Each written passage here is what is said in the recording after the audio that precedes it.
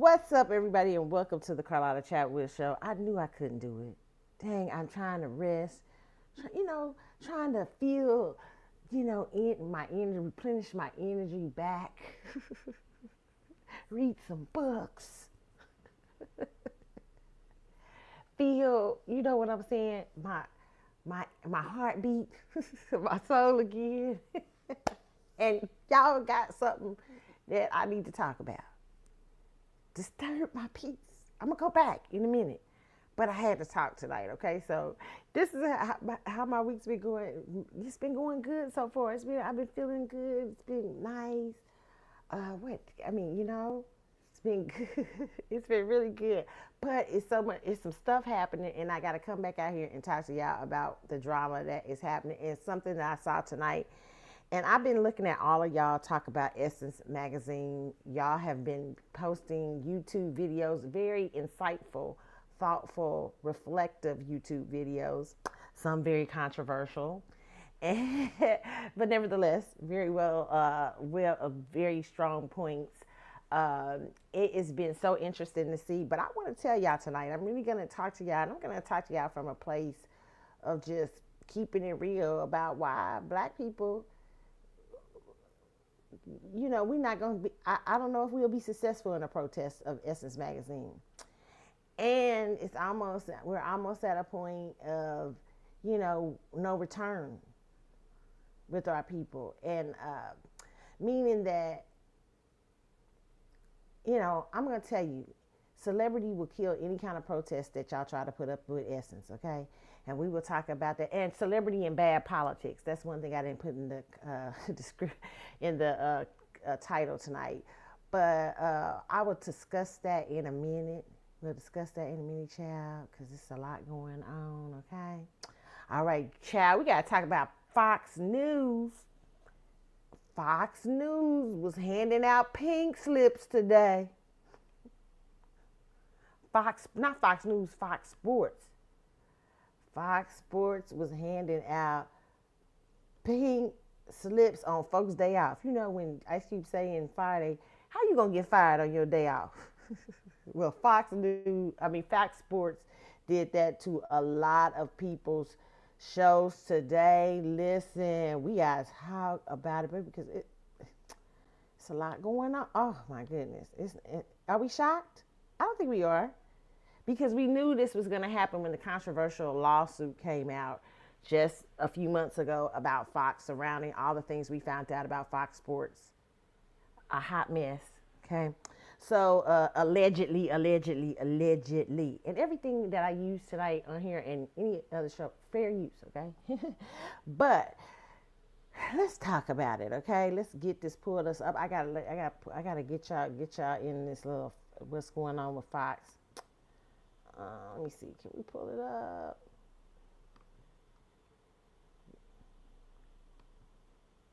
Okay, y'all. Hopefully we got it. Oh, y'all seeing the wrong thing. Okay. It says Emmanuel Acho breaks silence as Fox Sports show is shockingly cut along with Joy Taylor, baby. Baby, they even let Emmanuel go up out in these streets.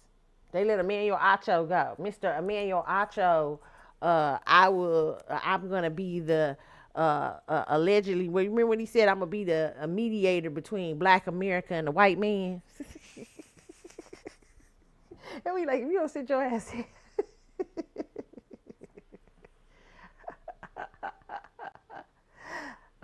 Let's talk about y'all don't be liking Acho Emmanuel. Y'all be and I used to like Emmanuel when I first would start watching Fox. But then the more he would try to insert himself into how black America deals with racism and stuff like that, and his background is Nigerian, he's first generation American. I was like, seriously?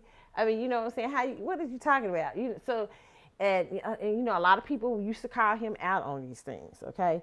But so he kind of put a sour taste in my mouth, but I still thought he was good as far as sports broadcast, okay? But let's talk about it. Emmanuel Acho issued a stark message after his Fox Sports News show was axed by the network as a part of a brutal shakeup. Fox Sports is reportedly set to cut 3 shows, including the facility, the talk show Acho co-hosts alongside with former NFL players Chase Daniels, James Jones, and LaShawn McCoy. In addition to the facility, the networks also is getting rid of the Breakfast Bar and Speak, which features host Joy Taylor. The facility only made its on-air debut last September, filling the void left by Skip Bayless in his Undisputed show. And Acho didn't mind his words. He frankly spoke out in the aftermath of Fox's cancellation. In sports, when you're not good enough, you get cut. The former NFL star shared to X. In TV, when you're not good enough, you get canceled. Okay. Okay, it says, I'm not going to try to come to y'all with some big announcement soon. Stay tuned because I don't actually know what's coming. But what I do know is I trust God. In addition to Acho, Taylor fell victim to the cuts. Acho also previously co-hosted The Speak before joining the facility and leaving Taylor to take over the lead hosting duties on the latter. The news of the exits come months after Taylor was accused of using sexual relationships with the former linebacker and network executive Charlie Dixon to further her career. Yes. See, the T is, if y'all don't know, let me tell y'all the T. Allegedly. Okay. The T that came out in this lawsuit, see, this chick who was an makeup artist, Bayless allegedly was trying to holler at her and try to give her an indecent proposal, baby. If y'all ever seen the movie for the older people, y'all know what if y'all seen the movie Indecent Proposal, that's what he kind of allegedly tried to do with this chick, offer her some money to get up in there. You know what I'm saying? Get up in there.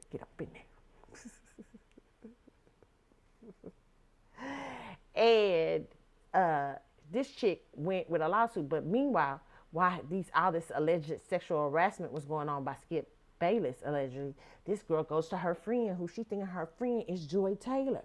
But Joy Taylor, like, girl, chill, allegedly, like, chill, girl, this how the way shit got. I'm not saying, I'm just putting it how, the law, I'm just, I'm reframing the lawsuit for purpose, to shorten this purpose. And proceeded to tell her how she was sleeping with the head of the network, and she was fucking around with Acho, allegedly fucking around with Acho, and moving her way up. And if anybody tried to come for her or found out, allegedly, about her messing with these men, she would just use the Me Too. Me Too. I've been sexually harassed. That's what the lawsuit allegedly said Joy told this young lady, okay? Now, Joy, during all of this, allegedly was, honey, married. Oh, child, yeah, get the tea. It's crazy. Okay? And had an engagement too. Child. All right? So this is all a part of it. And she sued not only Fox, but she sued Joy and them for creating this kind of environment, and that, kind of stopped her from allegedly, I think, kind of working or something like that. You know what I'm saying? And this was the beginning of the end for Joy, because all of us that love Joy, we like, damn, girl, like you actually are talented. You didn't have to do all that, and you real cute. You know what I'm saying?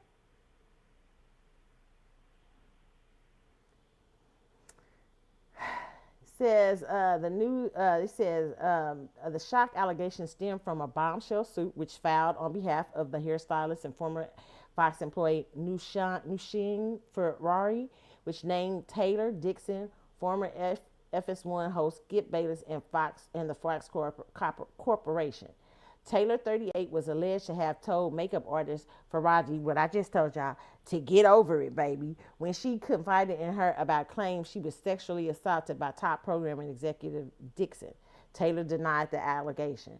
Back in January, Taylor was also alleged to have used her sexuality to get on a show when sought when she saw a spot on Acho's program Speak. Okay, which I've got, She denied each and every allegation against her, with lawyers branding the lawsuit a transparent attempt to improperly leverage media attention and public perception to extract financial gain.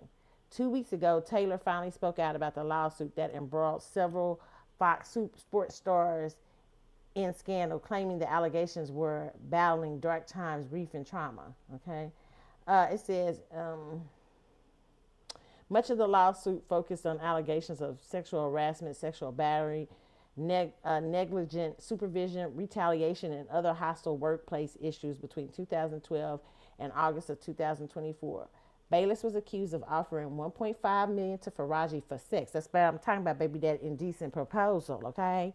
While Dixon was accused of groping the stylist's buttocks, okay?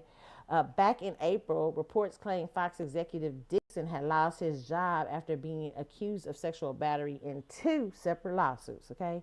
He was also accused in another of pinning former Fox Sports host Julia Stewart Binks against a wall and forcibly kissing her during a 2016 meeting in a hotel room.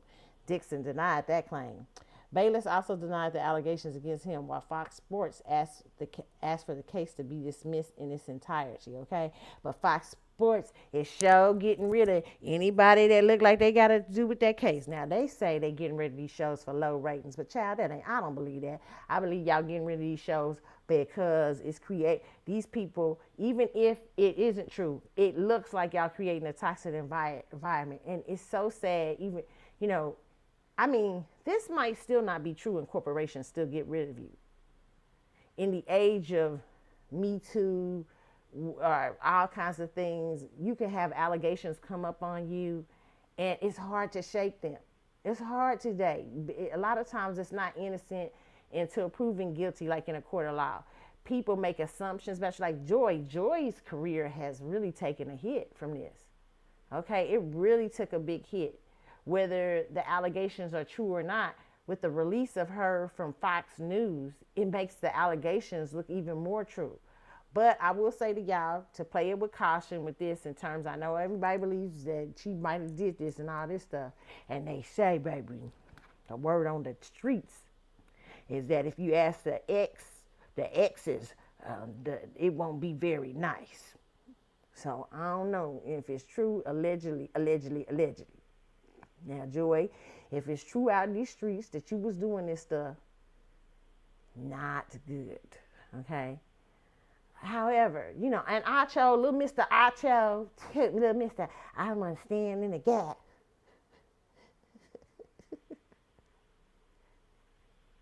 Trying to speak for Black Americans. I ain't got time. And not really even a real ally in that to me with the way he was sounding, okay? But, hey, and Acho got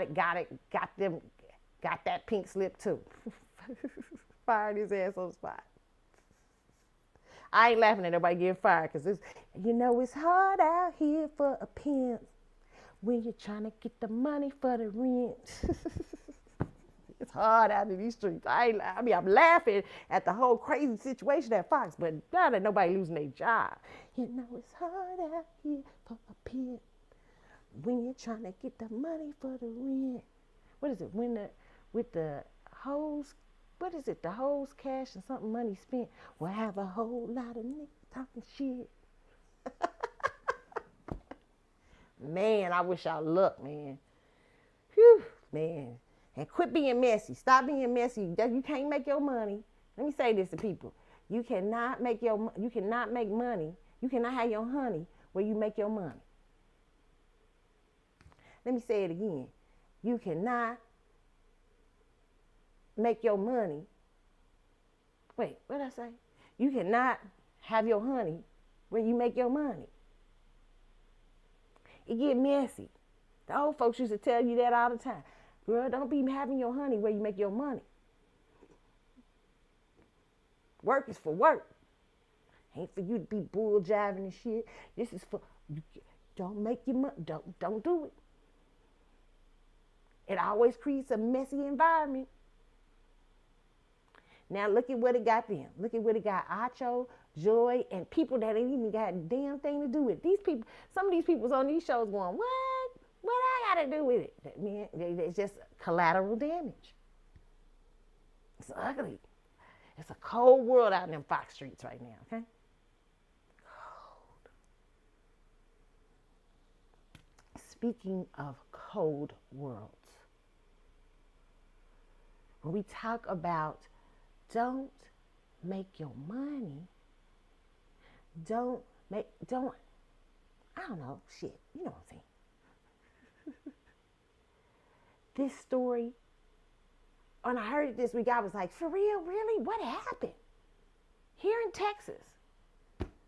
Let me look up the news story. Y'all, this lady goes into the barber shop and shoots alive her ex-boyfriend. I mean, shoots, what y'all say, unalives her ex-boyfriend. Listen, let me tell y'all something. Okay, let me stop it right there. I'm going to say it like y'all little politically, unalive grapes. I'm so unpolitically correct. I laugh at that. I know y'all trying to be politically correct, but I'm going to just say it straight up. She killed her damn boyfriend. She killed it's a rough world out here, kids. She killed him. Shot, pop, pop, pop, pop, pop. See, when we start having the language police talking about unalive, I'm too old for that. I remember the kids in school, they used to love coming to me and say, it's Keisha. Yeah. What's your pronoun? I'd be like, what I look like?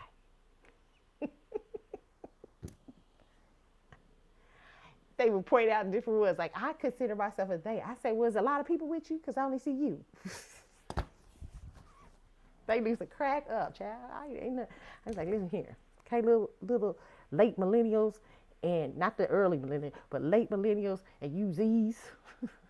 We is not about to come 1984 on my watch, okay? Not to be about to do no arson, will shit open here, okay? Oh, this is not gonna go good for YouTube because it's a mess. I gotta learn to stop cussing for YouTube. We got a YouTube audience now.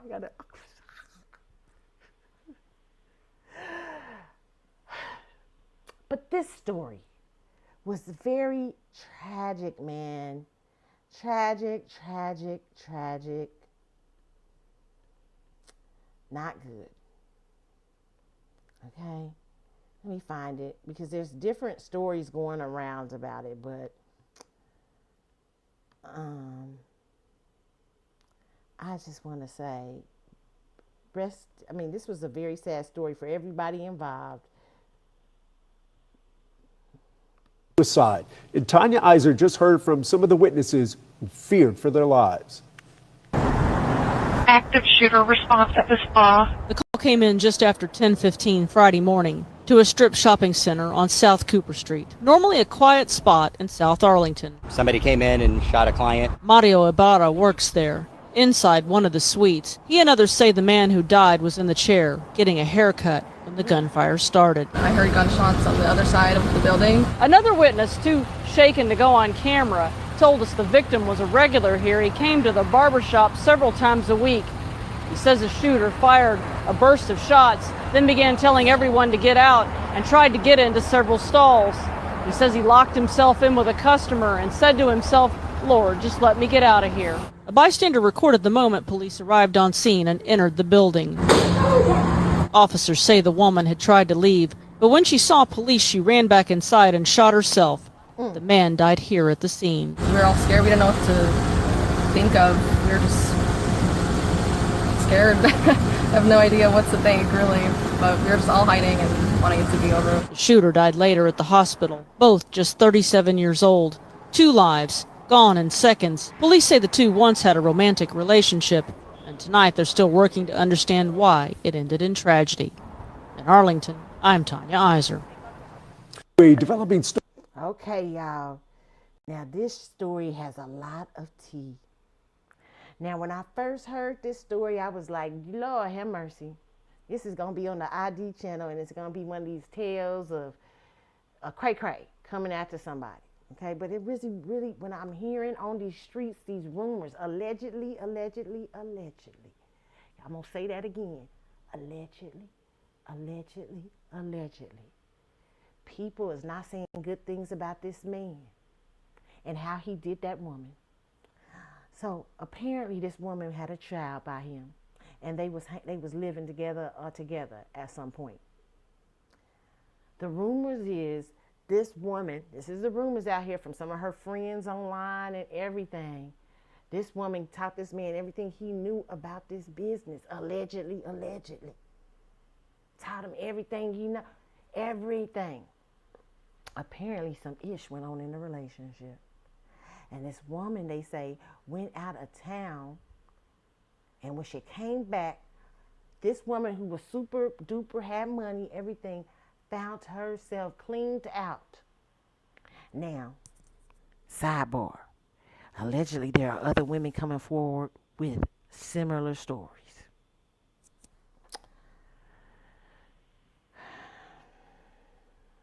You know, when a woman goes crazy like that, I'm going to really be honest. Even though there's no excuse for nobody to go crazy. Ain't no excuse for nobody, because you got your baby. I don't never understand. When you got your child, ain't no reason to take yourself out for some mofo. I really want to say motherfucker, but y'all know what I mean. Mother trucker. It ain't no sense. Trucker, I said, YouTube. Take yourself out for somebody, because, like, baby, you don't know what tomorrow will bring. I know you can get, you know what, I understand that you can get low sometimes. Low. And in love, you can get low. You know what I'm saying? But ain't nobody, listen, in a day it can change. Don't let nobody take you out of here with their mess. And you have to take them out of here. Let them keep them alive so they can get it. They can get they just due. And trust me, they will get they just due if you just wait around a little bit. And even if they don't, that's all right. Somewhere along the way, even if you ain't watching and you don't know, that person will go through. It ain't never worth this kind of behavior. But I empathize with that sister if these stories are true. And then I saw this one, and I said, Lord, if this is true, now this is allegedly too, okay? But I'm telling y'all all these little things about this story tonight because, you know, let me see if I can get this on here.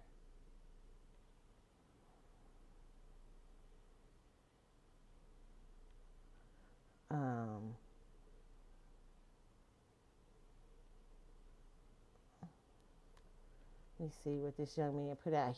This young man actually talks about, I guess, down low men in relationships and stuff like that. And so this is what he said concerning this situation. It's very sad. In Arlington, Texas, at a barbershop, apparently this woman killed her man and she killed herself because, now this is what the streets is saying. The news didn't say this, but the streets are saying that he was down low and he gave her a disease. Now, I don't know if this is true, and condolences to everybody involved and prayers for everybody involved. One, Texas has almost, I think they were the highest in new HIV cases. That's something you should know if you live in Texas. Two, this is why I do what I do, because I want to help people avoid getting to this point. But what I do know is that a lot of women might react like that if they were to be put in a situation as such, because who wouldn't? Especially, yeah. But like I said, I don't know if this situation is true. But in my opinion, we don't hear women doing this type of stuff unless it's something very, very serious. So, I mean, y'all don't watch the ID channel enough. There's some women out here that's cray-cray, okay? Let me just say this. But it's true. Most women don't behave in that kind of way. Most women don't. There are some women. Don't get it wrong. There's some crazy out here, okay? But it says, but I see somebody in the comments. They even say, his comments, it says, very sad. All of his skeletons are falling out of the closet. Many women have come forward detailing their hellish experiences with him, from physical abuse to terroristic threats. He didn't seem like he was a good person at all. Okay? And you know what, in that picture with the baby where that's her up there, and the beautiful girl right here, allegedly, that, you know, took him out. And that's him. His lip gloss was popping. That's why you should, at the one, you see the lip gloss popping, baby? You gotta think about it. Now I don't know if this is true about him, but when you see the lip gloss popping, that's why I always said about. Remember when how Stella got her groove out? When I was like, oh, that was an interesting movie. It was good. You know what I'm saying? Oh, but then Terry McMillan and her man. Remember Terry McMillan? When they was on the cover was the Essence, and his lip gloss was popping. And I said, oh, Terry, the lip gloss is popping, boo. He ain't liking you. And a few years later, it came out. You know what I'm saying? And every time I see Stella got her groove, I be reminded of that. Wonk, wonk, wonk. Okay? No, not that this situation is funny, but listen, let me tell y'all. This is very sad. The investigation is still unfolding on this. But listen, don't play with people's shit out here. You know what I'm saying? And they say her friends or family are saying that allegedly people are saying that it's not true about the disease or whatever. I don't know what's true and what's not. But something made that woman snap and walk up in that barber shop and shoot him and then shoot herself. And she got a baby at home, a child. Something in her spirit said the world is better off without me. Our child is better off without me or you. Wow.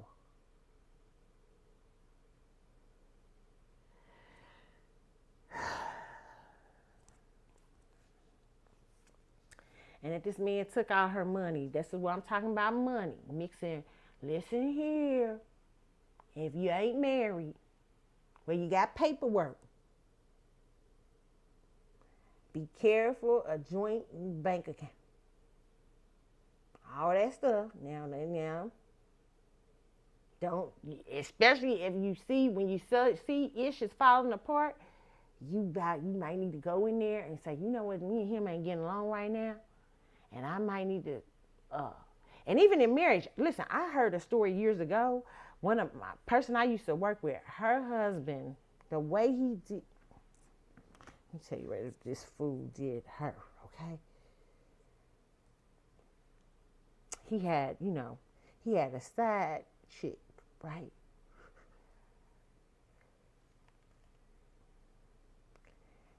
My girl comes home, finds the lights off. Kids is coming home from school, ain't got no lights. Ain't got no water.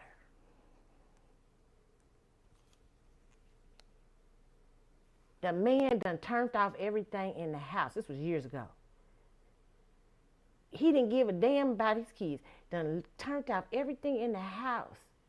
She went to the bank account, went to go find, after she found out everything was off, she went to go check her bank account to try to pay stuff. He had cleaned the accounts.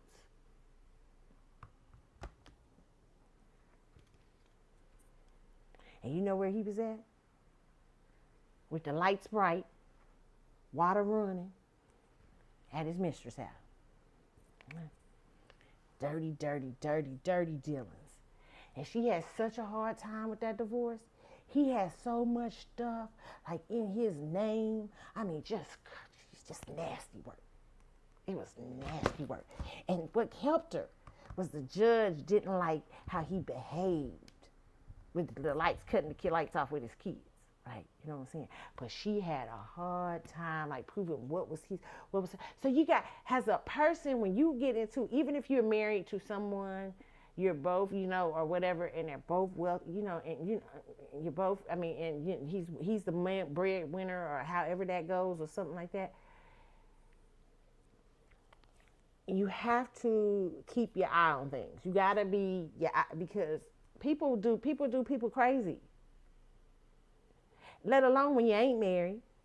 People in marriage do people crazy. But let alone when you ain't married to nobody. Be careful. You should be, listen, that man shouldn't be nowhere near your bank account if he ain't got, if you, as Beyonce said, if you like it, then you should have put a ring on it. Don't be mad when you see that he want it. You could put a ring on it so he could have some access. But other than that, don't let nobody be having no access to your accounts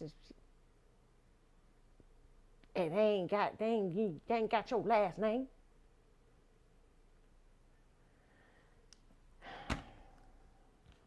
sad story.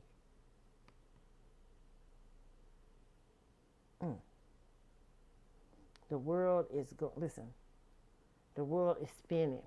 It's going. People going crazy. I'm telling y'all. Okay.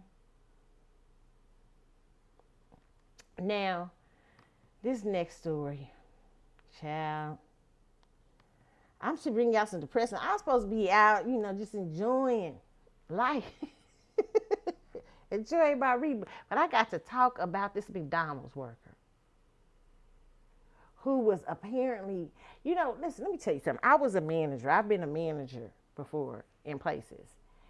And let me tell you, if you've been a manager, I was a manager in retail, in clothing stores, everything. Let me tell you, I always got one cray-cray on your staff. No, know that. I've always had like one cray-cray. I have one white lady who used to be real cray-cray.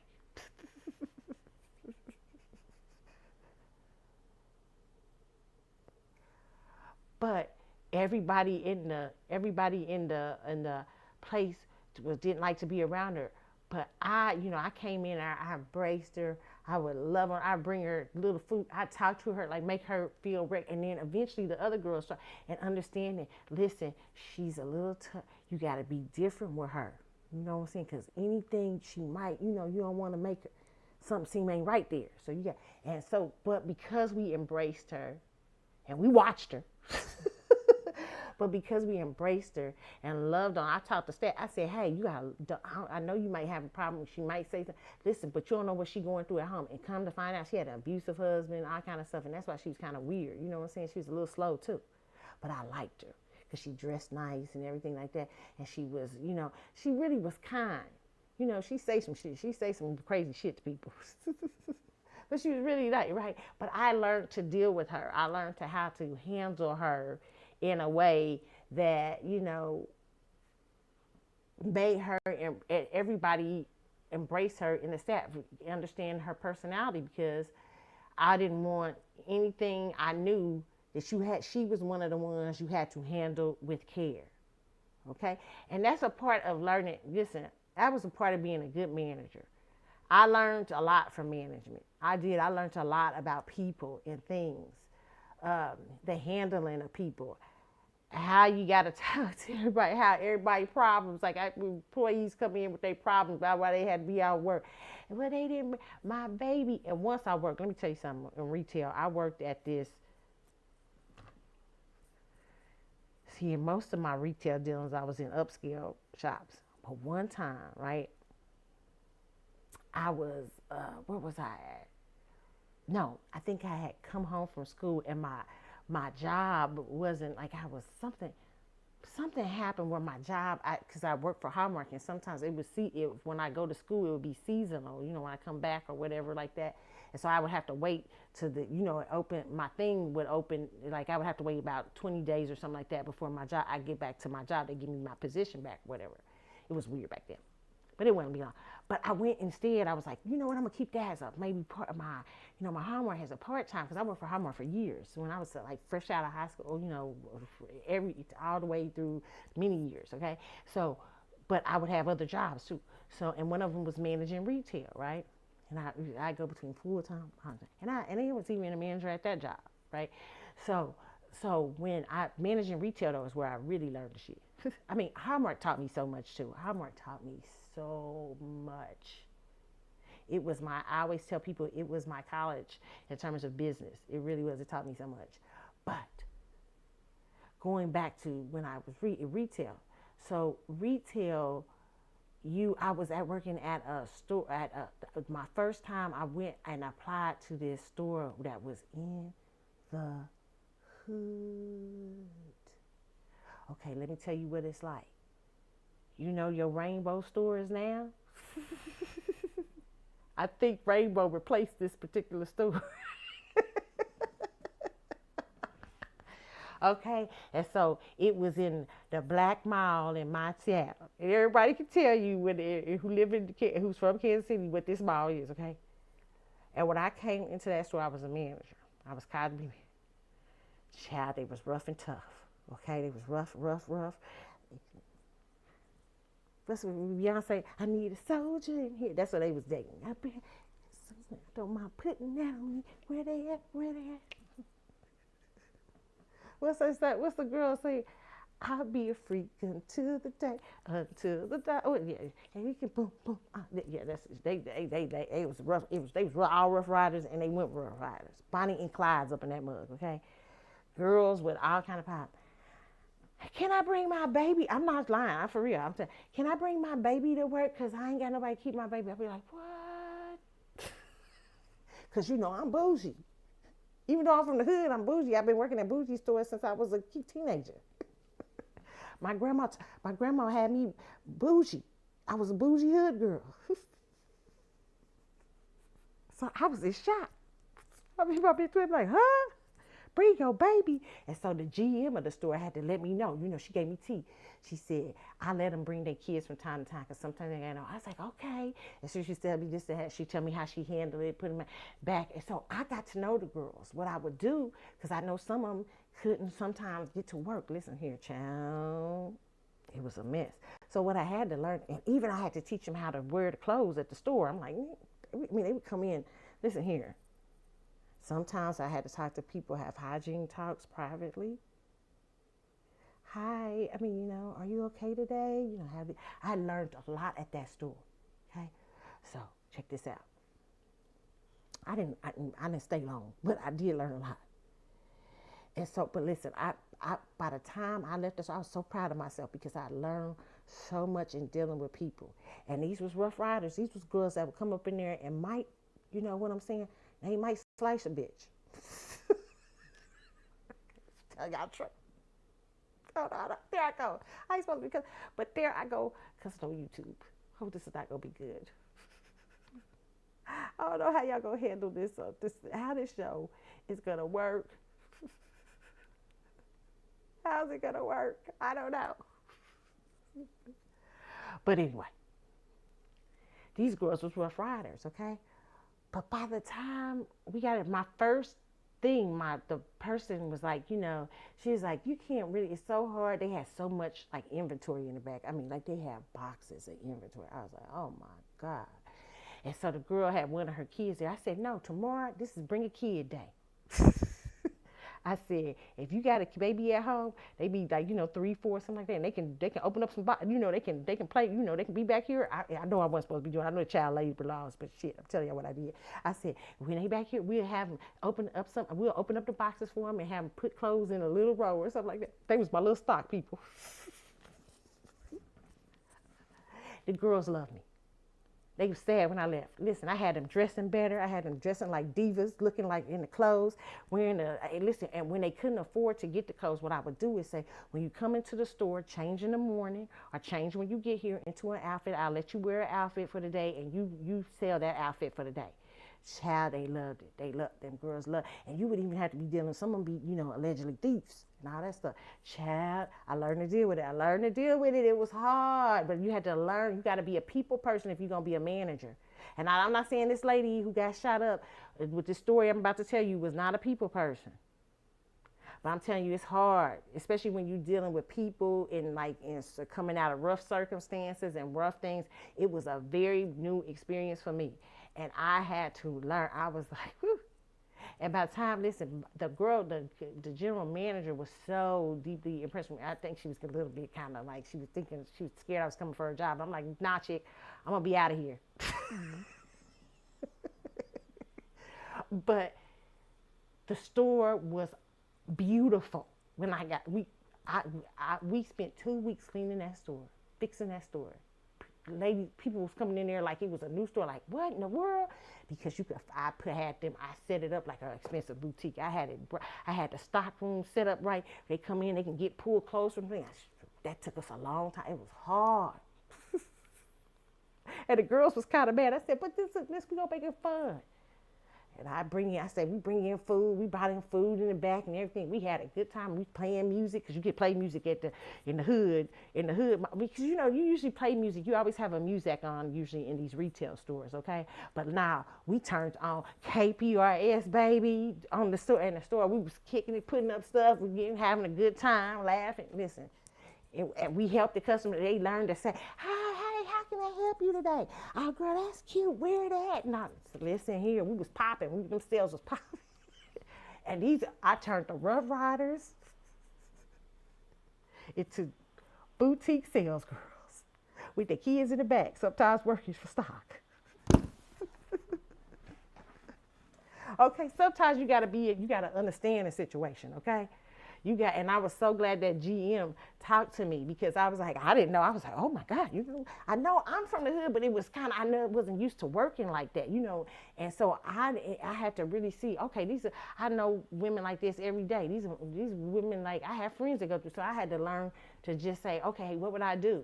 How do I handle this better and stuff? And how do I get along better?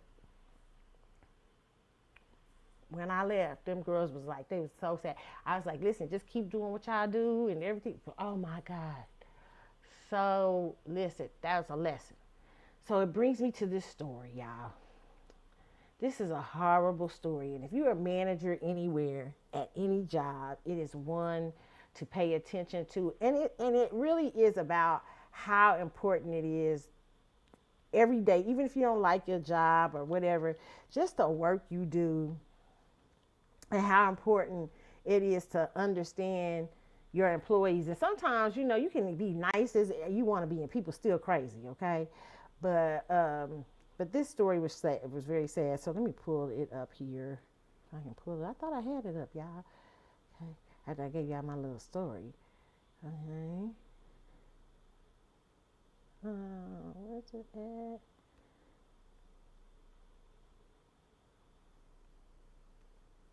Okay. We have it up.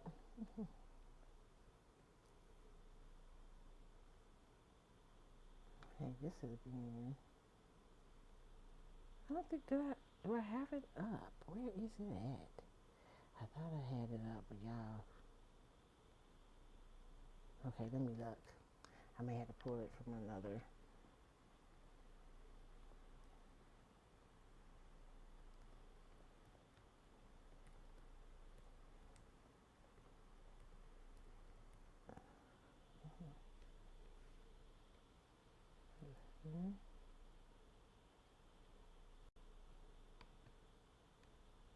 I can find it. I'm gonna try to find the clip so y'all can. I want to that clip for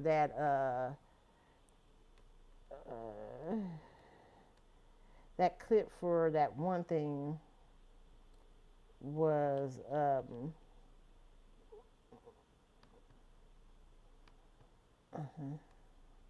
that one clip was from the neighborhood talks, but let me find it for y'all where y'all can have a clip so you can hear what really went on in this story.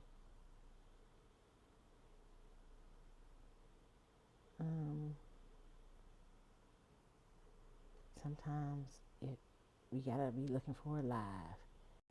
I thought I had it up, but I did not have it up. So.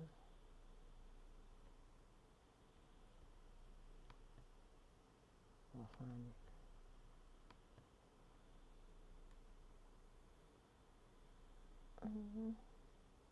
So yeah, but this is a very sad story, and if you're a manager anywhere, it is one you can learn a lesson from, and learning how knowing that your employees could be going through things that you do not know about. You do not, and that every person, when you're in management, sometimes you have to be a little bit of a psychologist, and you have to really be able to manage just the humanity, with people every day, because you just don't ever know what you're getting. Okay, so let me see. I'm trying to find this, and I don't know why I can't find this one. Any other time I've been finding it all over, and now I can't find it, y'all. So, but yeah. So apparently the girl was upset with her manager because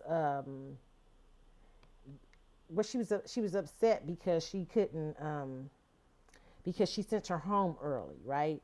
Now, what that manager didn't know is that what people have been showing is a lot of clips from this young lady had recorded a lot of clips online and stuff like that about what she was dealing with in her home life and everything. So the manager probably had no clue of what they were dealing. Now the rumors was that a lot of people at the store and everything thought that this girl was something was wrong with her, right? But you know, no, I guess people just didn't take it seriously, and they didn't think ever that something could happen like this. But apparently she sent her home. She made a video about sending her home. And let's see, we can find this, child. We're going to find it. But she made a video about sending her home. And then she came back to the store and stabbed the lady several times, the manager, several times, and killing her, right? And it was a customer that had to intervene to stop it. Is that crazy? Customer had to intervene to stop this this situation. So I'm gonna find this story. I don't know if I passed it already.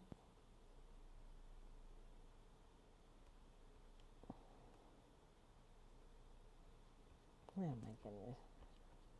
Let's see, maybe I can find it this way.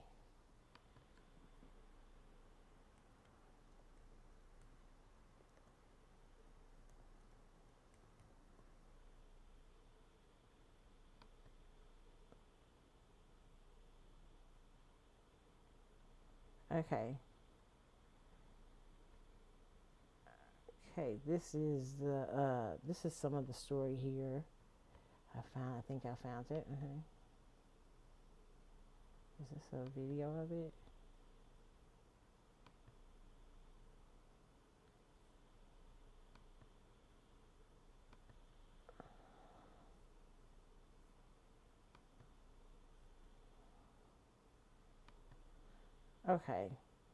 Okay, this is the beginning of it. It could be a little graphic. I didn't want y'all to see it, but this is the video I got right here. So let me show y'all. This is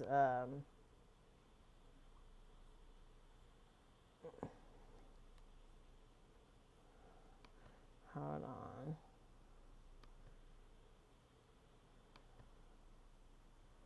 Okay. Finally we found it. Okay, but here is the I got sent home early yesterday. Employee stabbing her own manager to death. This all happening inside a McDonald's on.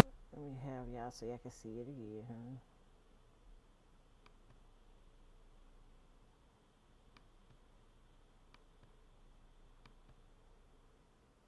We have been following the last few hours out of East Point, where police say an employee stabbing her own manager to death.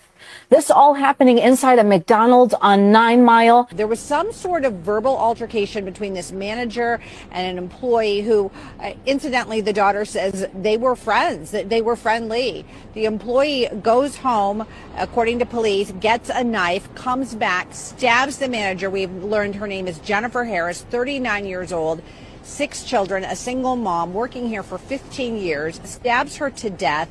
And then somebody in the drive-thru, this is happening in the area of where the employees are working in the drive-thru section of the fast food restaurant. Somebody going through the drive-thru, a CPL holder, sees everything happen. He shoots his gun in the air to try to stop everything. Unfortunately, he is not successful in doing so. But as the suspect is running out of the... An update to a breaking story we have been following the last few hours out of East Point, where police say an employee stabbing her own manager to death. I got sent home early yesterday. I got sent home early today by the same person. I'm telling you, she's a bully. This shit isn't funny. She needs to understand that just because she's a mother and got children doesn't mean that she can come in this store, you know, disrespecting people, talking to them like everybody's beneath her. She has no respect. And it isn't funny at all. Like, seriously, man, I got shit I gotta take care of. And she keeps sending me home early. It's not funny. She's playing games. And then all day, throughout the day, she keeps sending her little racial shit. And then throughout the day, she keeps on, like, putting negative energy in the air, talking about people, gossiping about people. I got sent home early. I was wrongfully treated today at work. I was literally physically tapped on a lot of times. My name kept getting called. I was doing a great job. I kept getting sabotaged, tempted, so my button can get pressed and I can go out of character. So although I went out of character, all I could say was stop talking to me. That's all I could say. Stop talking to me. And to walk into my space, still bothering me, and I said, get away from me. Please get out of my space if you don't mind. I can't talk right now, and you still continue to touch me. That made me very unhappy. It was ridiculous. Because I know that I'm a great person. I was wrong for. And she talking about she a great person with demon teeth. Let me tell you something. Okay, a lot of times people is off up in these streets. They are off. They are off they rocker. Okay, they off they rock. And sometimes people don't know they working with demons. You just, and people, this young lady has so much going on in her life. So much horrible stuff going on. This young lady was talking about how she was living with a man. She had misplaced aggression. Because she was living with the man allegedly. And people have been showing all kind of videos of her because apparently she had a little video diary online. Okay, and so one of her videos, the man and her were arguing, and she was saying, "I don't want to sleep with you." Okay, she thought she was living with a guy who was supposed to be a friend, and he was trying to make her sleep with, I guess, allegedly sleep with him for, for a place to stay and all that. She was out crying in her car. So this young lady could not probably attack the person she should have been attacking. Not that you should attack anybody, but she had misplaced aggression, and she hyper focused on that manager. And anything that manager said or did to her probably got at her. Anything. And it's sad because this woman has had 6 children. And notice in the video, that's why I say you got to know a demon. When you see a demon spirit, let me tell you, y'all, when y'all hear, and I bet that woman, I'm going to say this, and I don't know her business. I don't know that woman, rest in peace to her. But I bet over the years, there have been something there. I should leave this mug. Like, leave this job. You know what I'm saying? I bet there was some energy. That's just my opinion, okay? But listen, that demon came to haunt her because I noticed the one thing this little girl hyper focused on. She think because she got children, she can come in. Listen, she hyper focused on those kids. That's that spirit. That spirit was focusing on them kids. That's an attack. That thing came in there. That demon I'm really seriously giving y'all some tea about spirituality. That demon embodied her, came in there to get that woman, to kill that woman because it's an attack on her future generations. That thing told you what it was mad about. She talks about the kid. She's hyper, just listen to Early yesterday, I got sent home early today by the same person. I'm telling you, she's a bully. This shit isn't funny. She needs to understand that just because she's a mother and got children doesn't mean that she can come in this store, disrespecting people, talking to them like. Well, that's the spirit. I believe that. I believe that spirit came when it got specific. Oh, she think because she a mother and she got this and this. Basically, that spirit was like, you think because you a mama, I won't pop off at you? Listen.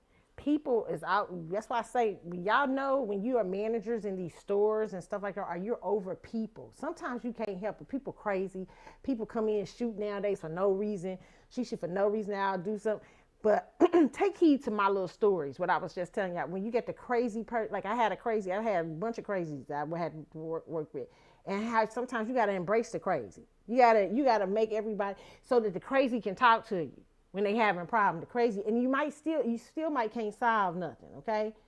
But I am trying to tell y'all, be careful of these people. You got to be watching people today because that girl came back into that store. That woman did not know that girl was like that, and proceeded to stab that lady up. Just worked there 15 years. This is the kind of demonic energy you dealing with out here, and that's everywhere. People could just hate. People could just be mad at you for what you got on. People just could be mad at you for how you look. That's why you can just, sometimes you can just wrestle up demons just by you how you look. But it's obviously something wrong with this young lady.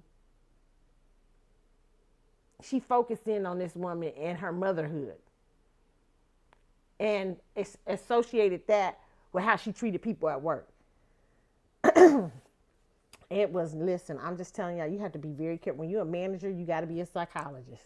Just know that, okay? You just and pray for the best, okay? Because listen, she killed that woman, and now that woman has 6 children out here, and they left to they left without a mom. Okay. I want to say Janet, you know, I used to cheer for Janet and Jermaine Dupri, you know, because I knew back in the day that Janet was really like, you know, I couldn't understand it, you know, in my mental. But I knew Janet really loved Jermaine Dupri back in the day. But on days like this, and when I see interviews like this, it comes back in my head saying, oh, this is why. I get it, Janet. I get it why, you know, like, man, like, I get why you got to give up the Jermaines and go for the Maxwells. You know what I'm saying? Janet, I see. Even though I don't think you're going for the Maxwell.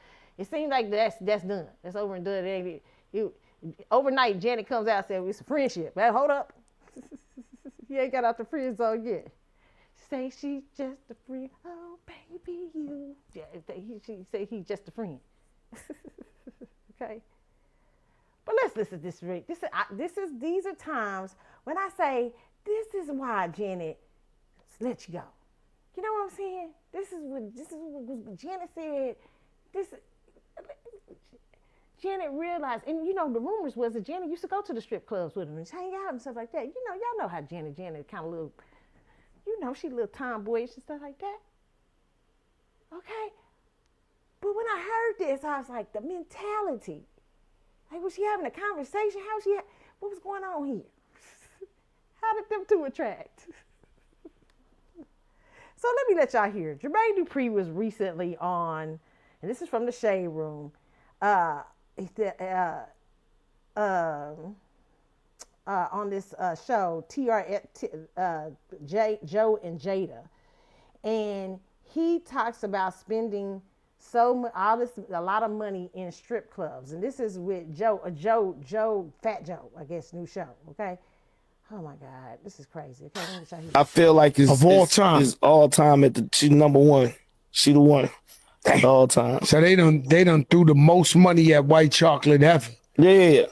Cause you know 100%. the cribs is affordable. Them girls was probably buying acres and No, I'm telling you the truth. I know you are. Like they was out there. I mean, I spent $10,000 every Monday for 20 years straight in easy. Take the signs off now. It's just bow, I made the song "Make It Rain." Yeah. I didn't go to the strip club for about 3 years till it got played out. Till it got old. No, they was killing me. Like every time I walk in, they be like, they'll play the Superman song. The lighter come on, man, Mr. Rain is here. I'm like, huh? And it was never enough because you Make It Rain. They want you to keep going this. Yeah, you gotta make it. I was like, yo, guess what? It's not good for me to go in the strip club. But white chocolate, I feel like of all time. Is all time she's number one. She the one. All time. So they done threw the most money at white chocolate. Did y'all hear what he said? Did we hear what he said? He said that for 20 years at Magic City, how much is that?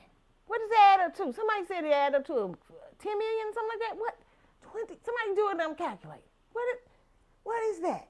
For 20 years, this man who was once the love of Janet Jackson's life. I love Jermaine. Jermaine is so, He makes me feel good about myself. He makes me feel good about my body. Everything I love about Janet.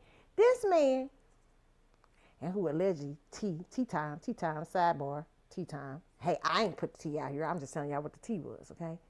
Allegedly, that's why Janet left. Because allegedly, the rumors was he got a stripper pregnant. But I digress. Okay. Now, this man, who was once the love of Janet Jackson's life, who men all over the world couldn't figure out what men all over the world was doing jokes saying, if I know Jermaine Dupri was getting at Janet, I would have tried. This man said he spent $10,000 every Monday for 20 years at a strip club.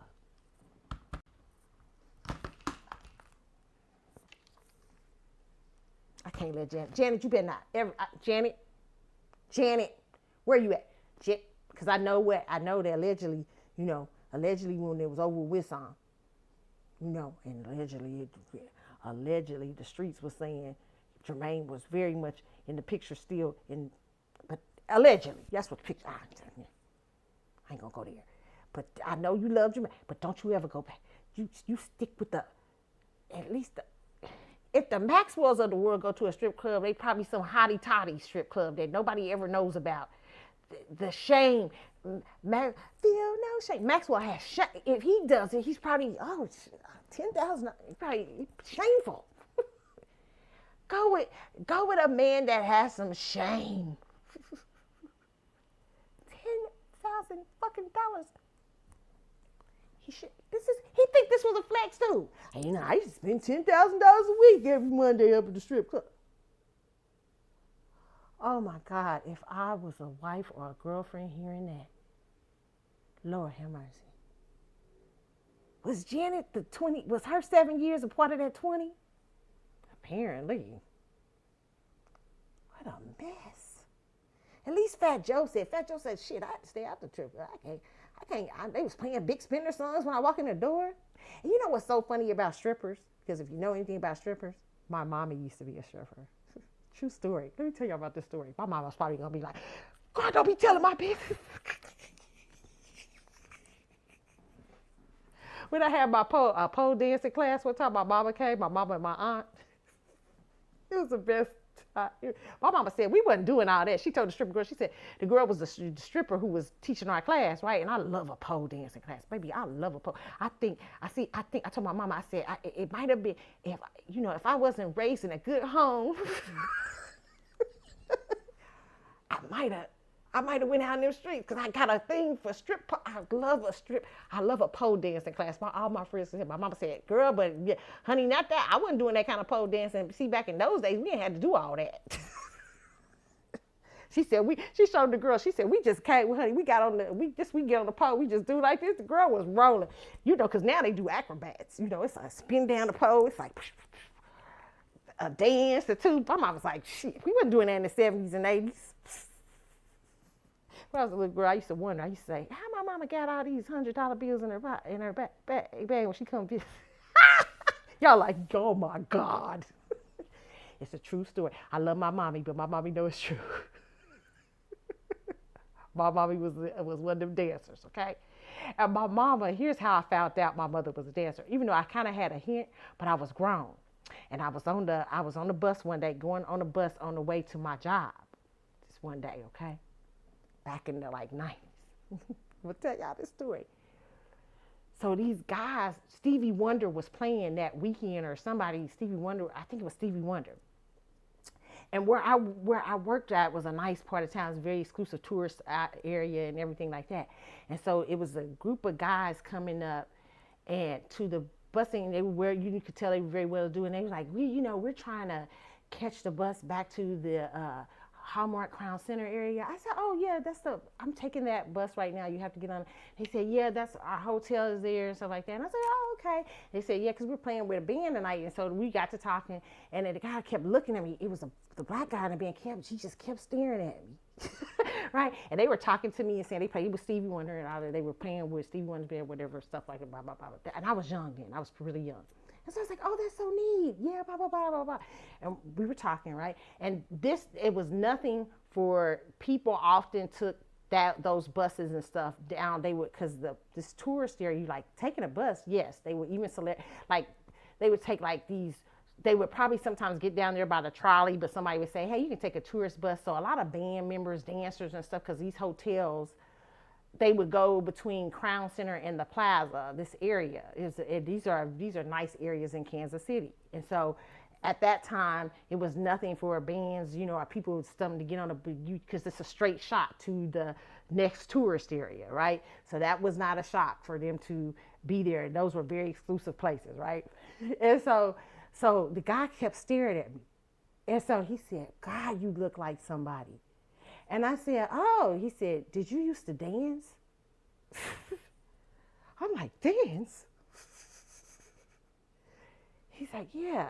I was like, no. He's like, how are you? And I'm young at the time. He said, oh my God, you look just like this lady I used to know. And I said, really? I said, what's her name? He said, well, you wouldn't know her. She's probably older than you, little dancer in California. I said, what's her name? He said, Lolly. My mom was probably screaming like, no! I said, I'm her daughter. And he said, oh my God, it was a trip. Listen, that's how I found out. And I never told my mama until like years later. I kind of had a feeling, but I wasn't sure. But when we was old, as I got older, when I was going to pole dancing, I had my little pole dancing class. My mama was, you know, all my friends knew, everybody be laughing. So my mama was like, Chad, we wasn't doing all that. It didn't take all that to be pole dancing up there when we was doing it in the 70s and 80s. So I got a little pole dancing in me. Shoot, I like to. It's genetics. Now you ain't gonna catch me on no pole for no. Hopefully you don't never catch. I don't get down bad that you gotta catch me on a pole. Even though I done thought about OnlyFans for a second. Boy, the girls was making so much money on OnlyFans. I said, should I sew a toe? Should I get on here and do a toe show? Cause you know on OnlyFans they be making like millions, like for toes. Like they make like a toe. They show a toe. Me and my girlfriend, we was talking about it one time. Me and my girlfriend. The girl that used to be on here, Brandy, we was like, should we do a toe show on OnlyFans? Because there's a lot of money in that. OnlyFans, boy, them OnlyFans check make you think. Do a toe, like I just some pinky show. My friend had it down. She was like, we got some. She said, you can put your pinky in some cream. She was just saying, you know, nice. We was rolling. Listen, because them girls on OnlyFans be making coin, okay? And all you got to show is the toe. Some people got toe fetishes like that. But I feel so ashamed. Because I was raised in a good home. See, when my mama was coming up, my grandparents was young. By the time I came along, they was a different ball game. Okay, so that's how that go. All right. So yeah, that's my little stripper. But $10,000. The strippers would have caught him. They knew he was a trick. They probably, all the strippers in Atlanta probably know Jermaine Dupri. Here's Jermaine's night, honey. Jermaine getting ready to come out here tonight, girl. We got that girl. You know he gonna be making it rain up in here. You know, and usually strippers, if you know back in the day, strippers usually, most of them sometimes used to hate me. Not all of them, but a lot of them. They be getting paid though. Woohoo. They be getting paid. Even back in the day, okay? Even back in the day.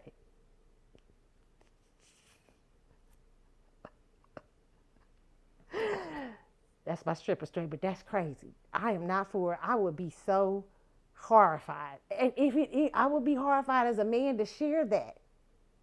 Like, wow, like you had Janet Jackson at home. This tells you about that, you know, it really ain't about looks. It ain't even really about you being Janet Jackson. It ain't really about you being, hey, you can be Holly Berry. And you can still get played up in these streets, okay? They will go down to the lowest of the low. I mean, you know, when a man cheat, if he cheat and you saying, you know, yeah, I felt, I don't like no cheat. You know what I'm saying? But if you cheat and you like, yeah, it was a stripper down. I spent $10,000 on the stripper. You like, you be ready to knock a fool out, okay? But it's something that they come home and say, it was made to style. And you're like, oh shit. It was Janet Jackson. Yeah, shit. I might cheat with Janet. You can see the upgrade is real, okay? You can see the upgrade. You like, hey, I got left for, let me think of somebody. I got left for Nia Long. Okay? It's still gonna be heartbreaking, but you understand. You like, damn, it's Nia. You know what I'm saying? But when you saying, your man is saying that I went down to the local strip club, I spent $10,000 weekly. And during that 20-year mark that I spent that, I had Janet Jackson at home making tacos. Did that even make sense? Like what kind of, and I don't even look like I should be with Janet. It's a privilege and an honor that I got a Janet Jackson. Now Maxwell, a dude like Maxwell, they see him, listen, let me tell you something. Maxwell would get women like Janet if he didn't have no money. Maxwell is them type of dudes. Maxwell and Lenny Kravitz type of dudes, and these, like Denzel. I mean, not Denzel too. Is a little older, but who I can give a to? What's the dude? What's that real cute dude? That y'all done hate. Y'all hate him now, but he was on Girls Trip and all that stuff. Like dudes like him, Morris Chestnut, all that stuff. Listen, they could get women that ain't got no money. You know what I'm saying? They get it be some woman paying their rent. Maxwell was a bum sleeping on the couch. You be like, I got you. Baby, you can sleep. You can use my couch because they so cute. You know, women fall for the fine charm types. Even he's a starving artist. Yeah, I'm like, you know what I'm saying? I'm in between gigs and everything, and I don't got no money, and you like, boy, I got you. I will cook you some breakfast in the morning. That's how crazy women be now. See, I'm unattractive. I mean, I'm unattractive about money. And when it's money, when you asking me for money, that's unattractive to me. I'll be like, as fine as you are, that don't work for me, okay?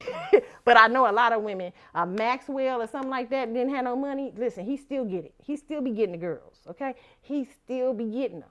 He still be railing them in, okay? My singing gig ain't working out. You know what I'm saying? Oh, that's all right. That's okay. Come on here, boy. Because he got that good. He got the goods. But Jermaine Dupri's ass, the only thing giving him the goods is the money and the producing and everything else, okay? So how the hell, you just try to figure it out. How the hell is you going down to the strip club spending $10,000 every Monday when I know Janet in them 20 years was sitting at that house? Janet,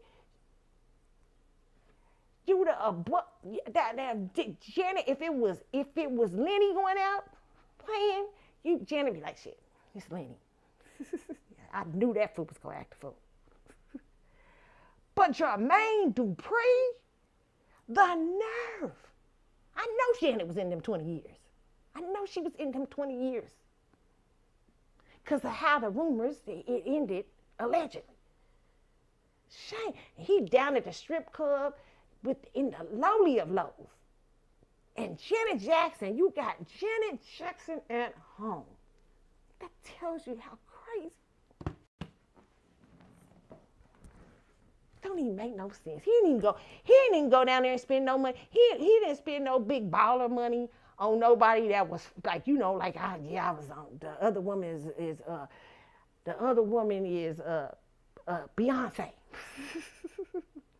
I dropped 10,000 coins on Beyonce. No, that fool was going down there and spending $10,000 on strippers who probably didn't even like him and thought of him as a trick. Here come this trick, Jermaine. Girl, he's supposed to be dating Janet Jackson. Well, she came in the strip club with him a couple times. What, girl? Yeah, girl, honey, please. They talking. Let me go, girl. I'm gonna go ahead and get this fool's money. And he's more attractive because Janet's there. just the nerve. I don't understand. You know what I'm saying? Like, you expect dudes like I said, the fine ones. Like, Morris Chestnut, like Lenny Kravitz and them to be out, out in the streets. You be like, you'd be like, you know they gonna play on you, but you say, you see, they special. You don't let them play on you, but you still be understanding, like, I understand what the hell's going on. This mofo could pull any kind of woman he wants to. But Jermaine, shit, ain't no way you was sitting up in that house, let him go to them strip clubs. I'm starting to question you a little bit. Hold up, Maxwell. You might want to do a background check on my Janet, because I love my Janet. But this thing right here has made me question what was going on here. What was going on in the years with Janet and the men that she chooses. Janet, why it was you out here letting this man? I know it was in your 20 years. I know 7 of those 20 years he was with you. I bet it. I bet.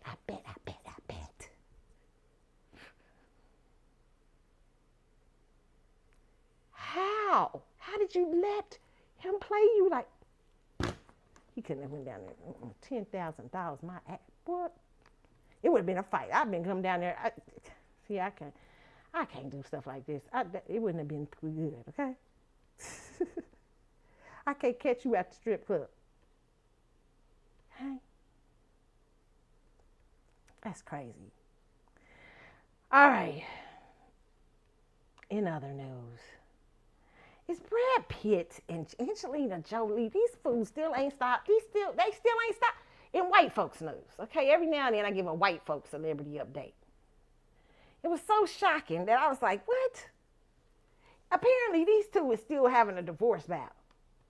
Like, what for? Why are we still doing this? What are y'all two fighting about? It's been years.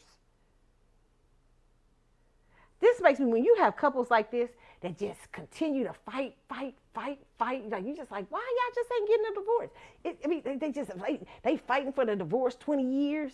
Like, you just like, y'all just like each other still and want to be attached in some sort of way. The toxicity, y'all just used to the chaos and toxicity. And this is what I believe is going on with Angelina Jolie and Brad Pitt. I mean, this divorce is got to be the longest Hollywood divorce in history. The divorce has lasted longer than the marriage. Why is y'all two still fighting? New twist in Brad Pitt and Angelina Jolie legal battle as he demands her private messages. This is from MSN.com. Brad Pitt has filed a motion compelling ex-wife Angela. Their kids is grown.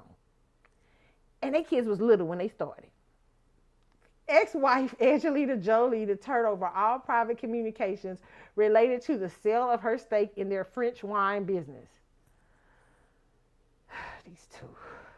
The exes have been embroiled in a years-long battle since 2022 over Jolie's alleged secret sale of her shares of their winery, Chateau Marval, to alcohol company Stoli. Okay, Pitt 61 has accused Jolie 50 of selling her shares in an effort to intentionally inflict harm on him.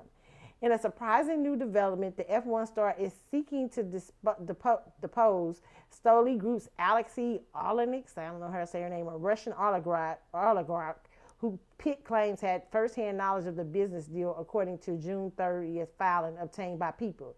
These requests go directly to key allegations about Pitt's objections to the sale. I mean, these two got so much tangled up with each other, they just keep fighting.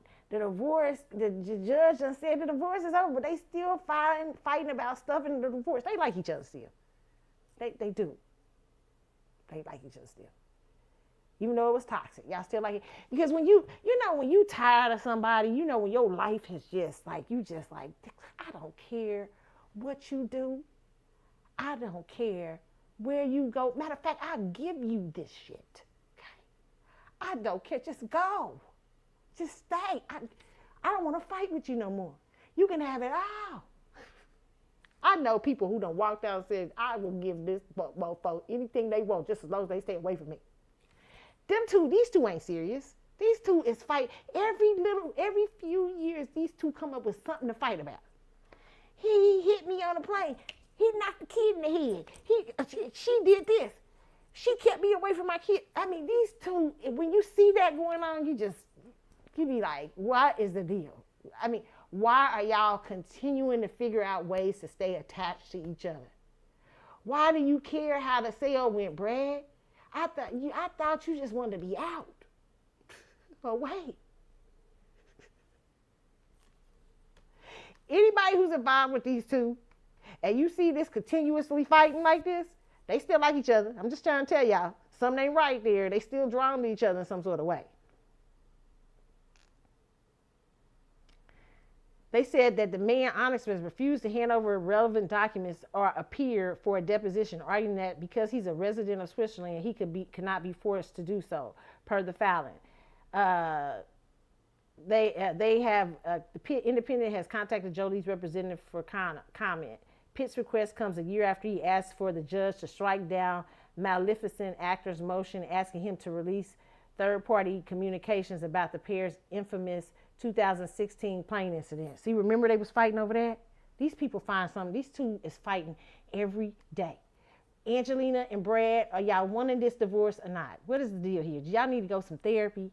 Because y'all keeping attachment to each other. And you see that? That's crazy. Cray-cray. Both of them cray-cray as hell. They cray-cray. And he act like really, you know what? See, here's the thing about Brad Pitt. I knew people was so upset when Angelina Jolie came up in there and stole Brad Pitt. And let me tell you what, allegedly. But I remember, because you know the white women used to love that pairing, you know, because they be like, oh, because you know because Jennifer Aniston looked like the little girl next door. Like, she looked like she looked like an average white girl out here. I said, okay, she looked like an average. But I remember I told my boss one day, it made the white women feel like I could get the average white women in the world, I can have a Brad Pitt too. That's what Jennifer Aniston did for women. Hey? No, that's what she did. But that Angelina Jolie, that's something else. That's something different. That's the girl who played Gia. That's a bad chick, and she's seductive and got them eyes, and honey, ain't no telling what kind of coochie she been working in, okay? She come with it. Everything about Angelina, the lips, everything. And see, you know Brad. See, I already knew Brad was playing with Jennifer Aniston because I saw Brad's former dates beforehand when he wasn't popular. Remember when he thought Mike Tyson was allegedly coming to beat his ass because of Robin Givens. He had a trail of them types. Brad liked him exotic and colorful, allegedly. Jennifer Aniston came as the fame came. Okay. So I remember telling one of my people at my job, white woman used to love Jennifer Aniston. Oh, they're such a happy couple. I said, them two about to break up, girl. I said, that man ain't gonna stay with that woman. What? I said, I'm telling you, that ain't fun. He don't like that type. He don't like that type. Have you seen the type he previously dated? Oh, but he was so young then. Okay. When that happened, when Mr. and Mrs. Smith came out and all the rumors start coming out, that white lady came into the job. She was so sad. Like somebody it was her marriage. I said, I told you. She said, you were right. I said, you know what it took? I said, because he can't go back to the real thing he liked. I said, but he had to get something close. Them lips and everything, Angelina Jolie. I said, she wasn't going to let that man go. That woman came up in there and snatched his soul, okay? Ain't nothing poor little Jennifer could do about it. Sometimes you can't do nothing about it. Sometimes mofos come to snatch your soul. Ain't nothing you can do. Sometimes you just got to bow gracefully. Jennifer Aniston should have just bowed out gracefully and said, shit, I knew this time was going to come. You remember that? You know that song Luther got? I'd rather have. What's the song he got? Any day now, you'll call it off. That was her song, okay? And through my something, and you'll go on be with somebody else. Luther knew they had a song that where I forget that song. Any day now, where he talked about, he gives about this love affair where this woman is so restless and so beautiful. He know that I got her for a moment in time, okay? But any day now, she gonna be gone. And that's when Jennifer Aniston should have been knowing about Brad Pitt, okay? And he ain't been able to get out. He's divorced and still under the web. Divorced and still fighting for his life. Still fighting. That's look. He's that's obsession and love. They can't get out of it. Whatever she done put on him, she put on him. Okay. I mean, this is the girl that was running around here with Billy Bob Thornton with vials of blood on they, you know, carrying. Remember when she was? I don't remember when her and Billy Bob Thornton was married. And they was running around with vials of blood. See, but he was her match because he's just as crazy as her. Okay, but she had his vial of blood. Her. Oh no, y'all know nothing about that. That girl ain't nothing to play with. Even though she done got older, more mature. Brad done got that. That coochie cat got him caught up for life. There's some coochie cats keep you caught up. Ain't nothing you can do. Now Jennifer Aniston, I think, and people thought that him and Jennifer Aniston would get back together. I said, no, they won't. That's his friend. Angelina is best tip up for life. He ain't never coming back from Angelina Jolie. Never. And if you a little plain girl that he with now, I don't know who the girl is now. She got to be something like Angelina. If she not nothing like Angelina, he just bowing his time, okay? That man is, listen, I'm trying to tell you, that man is gone. Is she a Gemini? She's a fucking Gemini. I bet is she a Gemini or Cancer? What's the heifer? That heifer's a Gemini. It makes sense.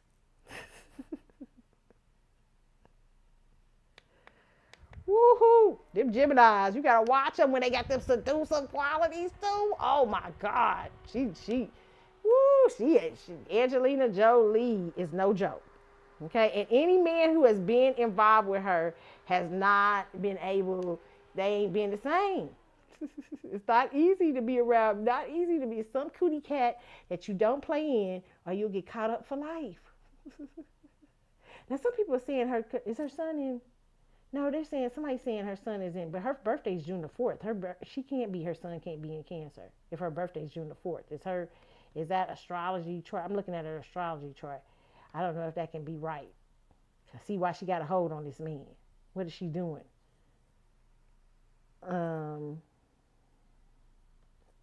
She can't be. Oh no, she's a Gemini. And her moon is in Aries. Oh no, you ain't messing with her. Okay, and ascended in Cancer, baby, please. Okay, that's Rough Rider. That might be a witch. Oh, she's a Gemini with that fire and that water. Oh. Brad ain't never had nothing like that. That's why they just arguing right now. She know he in trap. That's like Lenny Kravitz. I feel like Lenny Kravitz is in trap too. He can't. That's why he been a nomad for all these years. He can't get out the Scorpio leer. It's hard.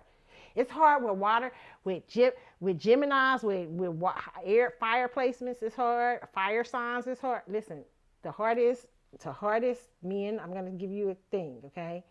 Even when you try to end it, it's hard, okay? Scorpios. Look at Lisa Bonet. Lisa Bonet been holding. She been holding. And that Leo, he trying to shake Lisa Bonet off. You know what I'm saying? He might have a more successful time than Lenny, but Lenny, I believe, feel her in his soul. Like he gotta have another Scorpio break that spell. Okay, it's gonna be hard. He ain't had no more kids. He ain't had nothing. And he's like, we're good friends, me and Lisa. Lisa cut his hair, everything.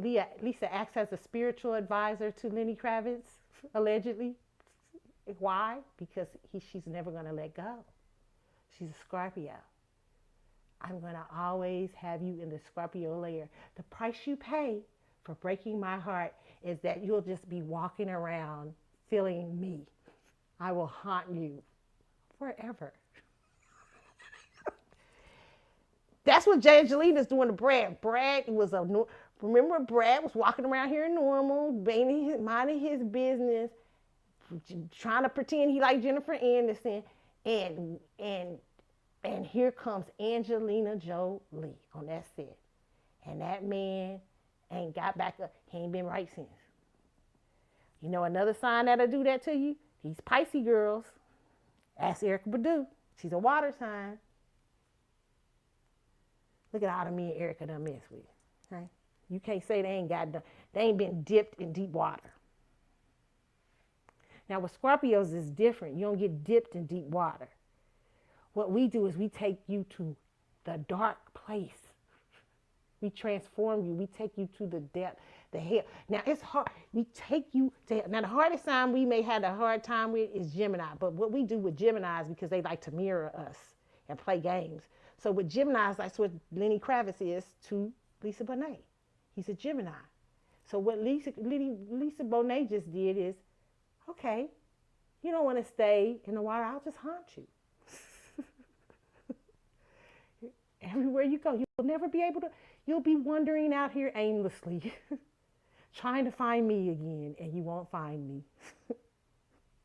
So you'll have to come back every now for refills. And now Angelina Jolie kind of got that power. Has a Gemini woman with that Aries moon. Brad Pitt is done for, okay? Okay? I'm sorry, ladies. Hard spell to break. If you with Brad, just say, you just look at him, just one day watch him, how angry he gets when Angelina Jolie does something to him.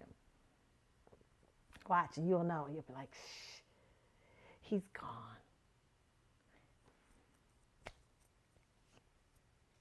Lenny Kravitz, look at how he walks around here like a nomad.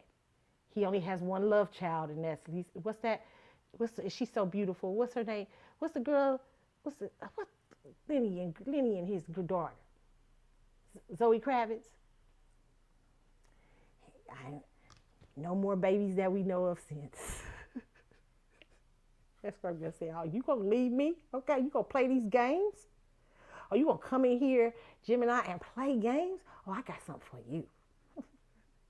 You will be lurking around here when I remarry. You won't ever go. You're just gonna wander this world as a nomad with me, thoughts of regret of me.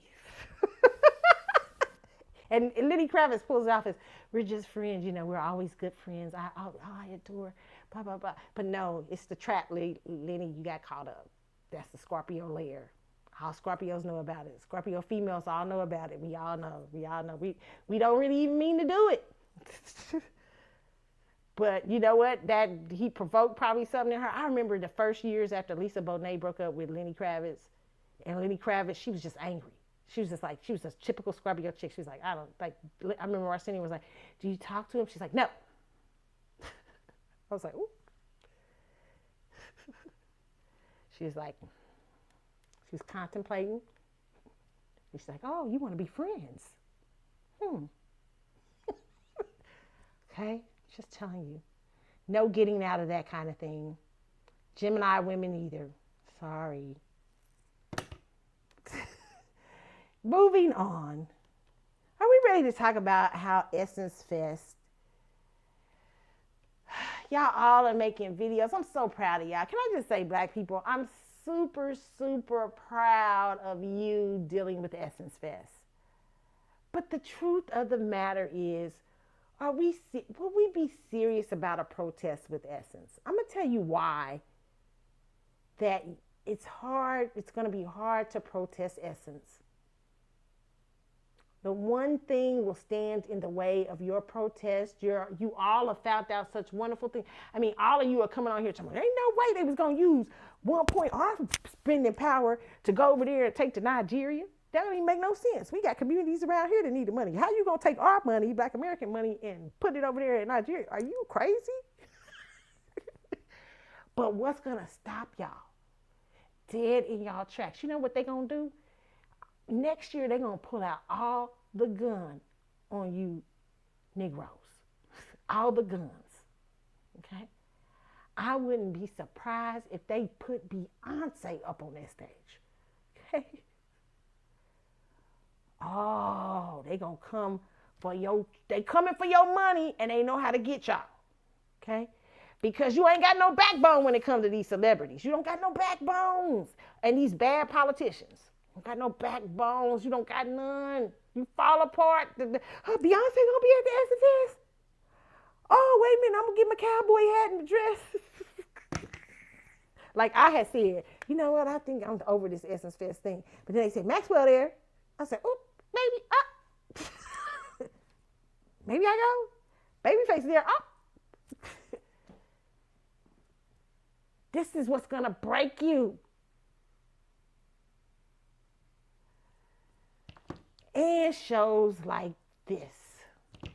Can I put it on? The Breakfast Club. We got it up. We got the clip of the Breakfast Club, okay? Them talking about the Essence Fest. My God. Okay, trying to make black people like all these black people are talking crazy about the Essence Fest, dismissing people, and But I said this years ago about the Essence Fest. But let's see. Okay, so let's listen. Malcolm Lee is down there apparently filming Guys Trip, okay, at the Essence Fest, okay? Remember the last time Girls Trip got filmed at the Essence Fest. This time, Guys Trip. And he's talking to the Breakfast Club about Essence, okay? Now watch how the turn of the conversation happens away from the pivotal dialogue that is going across the internet and everything with people talking about protesting the Essence, okay? I want you to watch this. Okay, let me put this here, share this with y'all. The stuff that was happening with Essence just recently. It's funny. I was there, right? I was promoting the book. I didn't notice, what other folks were noticing because, I was being shifted from this place to that place or whatever. I didn't really get, I wasn't really exploring. And I went, to the concerts and things like that. It's a little bit, the attendance was down, right? That's what I said. I was like, it wasn't as packed as it usually is. Right. But I think some of that has to do with economics. Mm-hmm. I mean, folks ain't got broke. Yeah, people don't have the disposable income. Let me pause them right quick, trying to throw it off his economics. Over the years, Essence has had economics has been an issue over the years, sometimes with Essence. Essence has been going on for years. Essence has always been packed. The last few years, you could tell the difference, and it ain't no economics. It ain't just economics. It is a lot of people didn't like that twerk fest that went on at the Essence Fest with Meg Thee Stallion, because Susan Taylor's Essence, that would never happen. Okay. Remember when they twerked off on stage? There was a lot of things happening that wasn't very wasn't very right. And in 2022, when I went, oh my God, they was playing Afro beats all over the place. And then I remember they had, which I liked the music, Soca Night. It was kind of tight, but it went a little too far. Because, there's a lot of older black people up in there, and they like, what is this playing? Hey, how long they going to be on stage, baby? Okay. So don't tell me that. Don't try it, Breakfast Club. It's not strictly just because, management has changed. Right. I think that's part of it, or at least that's the sense I'm getting from people online. I didn't have that experience. I felt like, this has really changed. This is going to sound stupid, but you should do a Guys Trip. I've seen so many guys that go to New Orleans because they're looking for women, right? Oh. And they know that they're looking for, whether it's married women that take their ring off for that weekend, or it's single women that's out there. There's so many fellas that put their Flyers outfit on and their hat, and they go out there looking for women. It's going to be called the YN.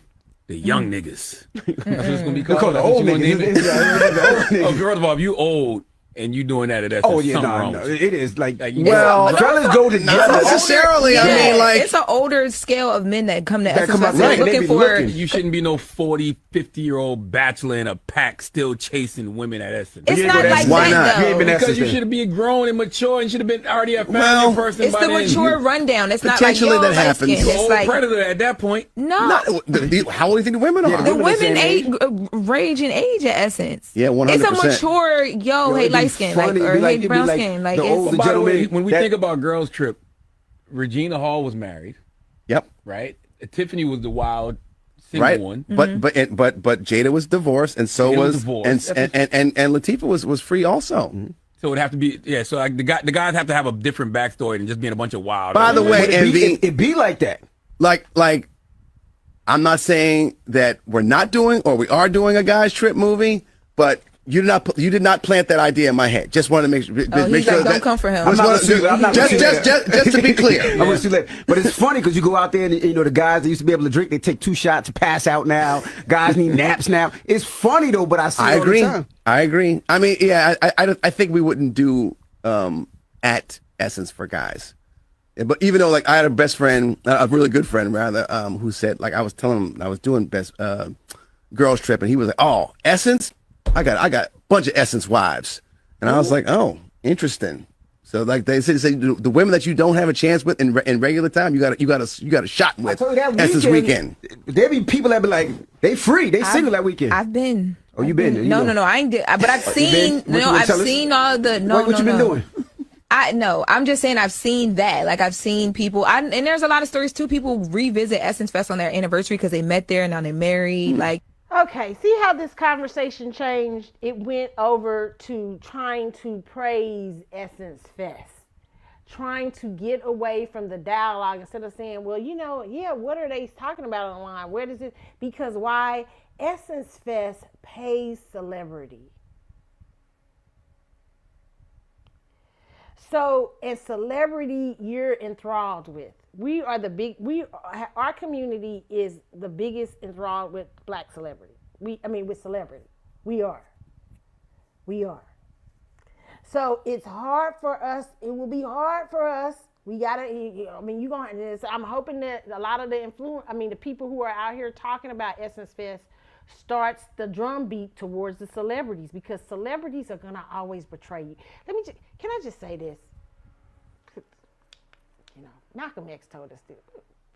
Can we put where did Malcolm? Let me go. I gotta pull Malcolm for this. Okay, I'm gonna have to pull I gotta pull Malcolm up for this as I sell this off for y'all, because I need Malcolm to Malcolm X, words from Malcolm X many years ago.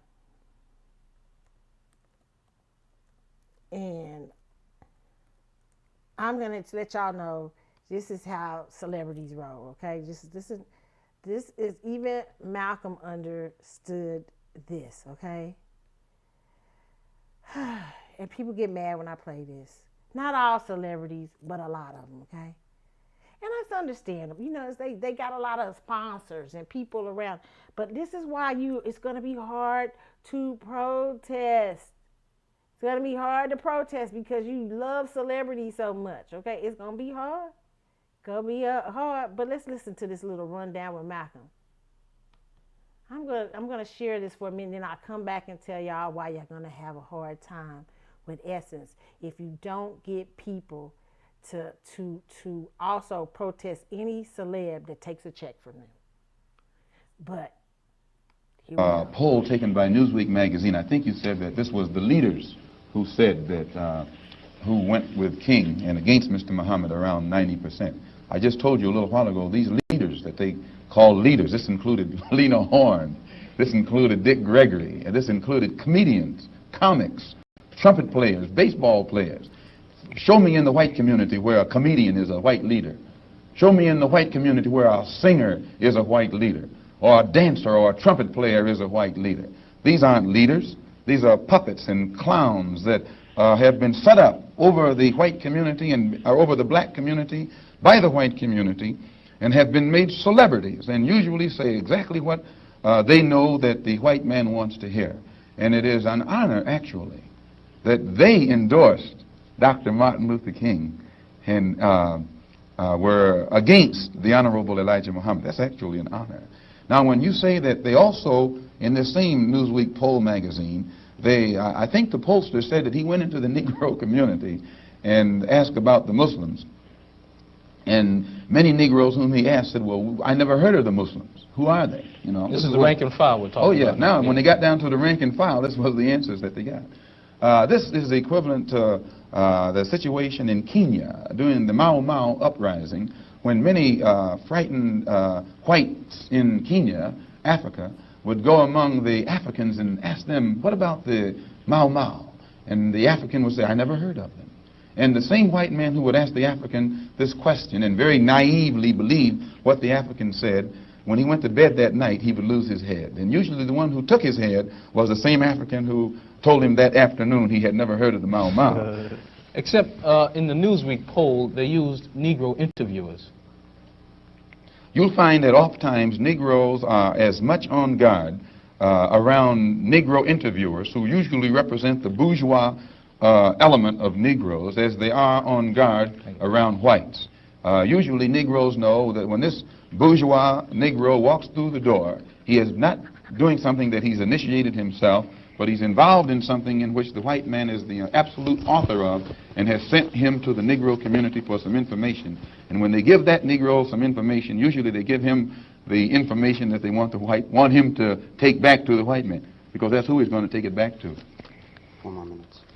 Our time is just about up, Minister Malcolm, and perhaps you could summarize and conclude by giving us, in your opinion, or in the opinion of Mr. Elijah Muhammad, what would be the ideal solution to the racial problem in the United States today?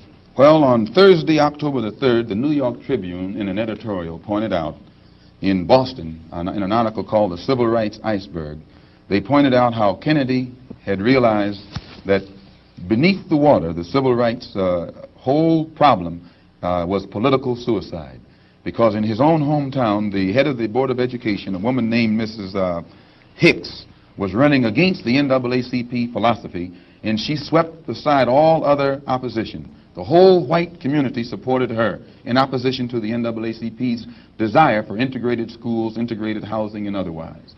So I say that to say this, that even the Jewish community, which is supposed to be pro-liberal, went against the NAACP. Whites are against integration in practice, but they're for it in principle. So the only solution is separation.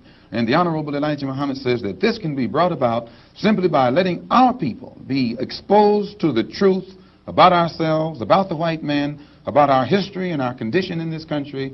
And once we are exposed to the complete truth about things as they actually exist in this country, the masses of black people will choose complete separation from this entire system, political system, economic system, social system, and whatever other aspect or description or adjective you want to attach to it.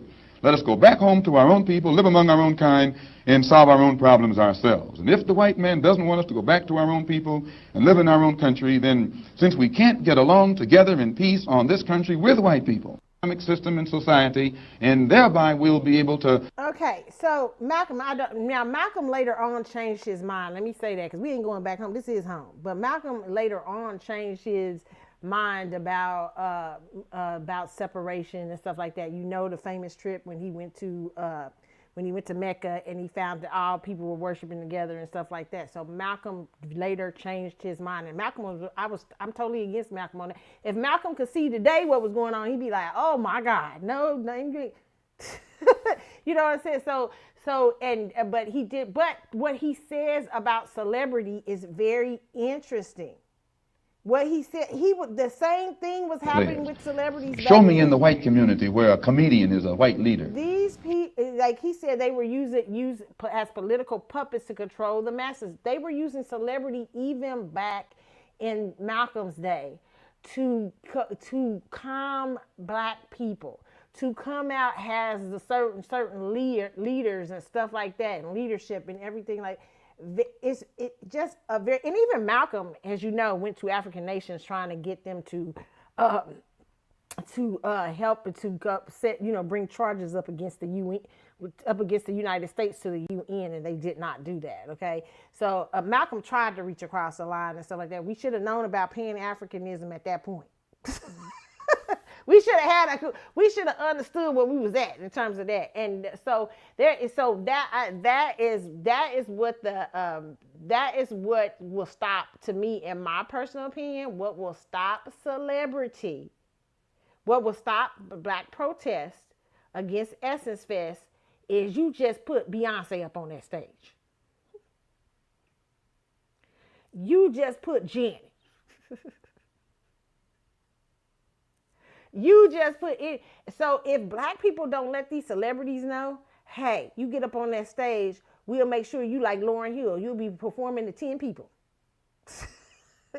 because black celebrity never gets it. They never get what's going on until they are asked out. They don't understand that globalization will hurt them too. The black American celebrity is in trouble. What's his name? Samuel Jackson tried to tell them that a few years ago, and they got mad at him. He spoke about this. Even Cicely Tyson one time spoke about it, okay? The black American celebrity, you will be in trouble. You think they ain't willing to replace you with some Afro beats?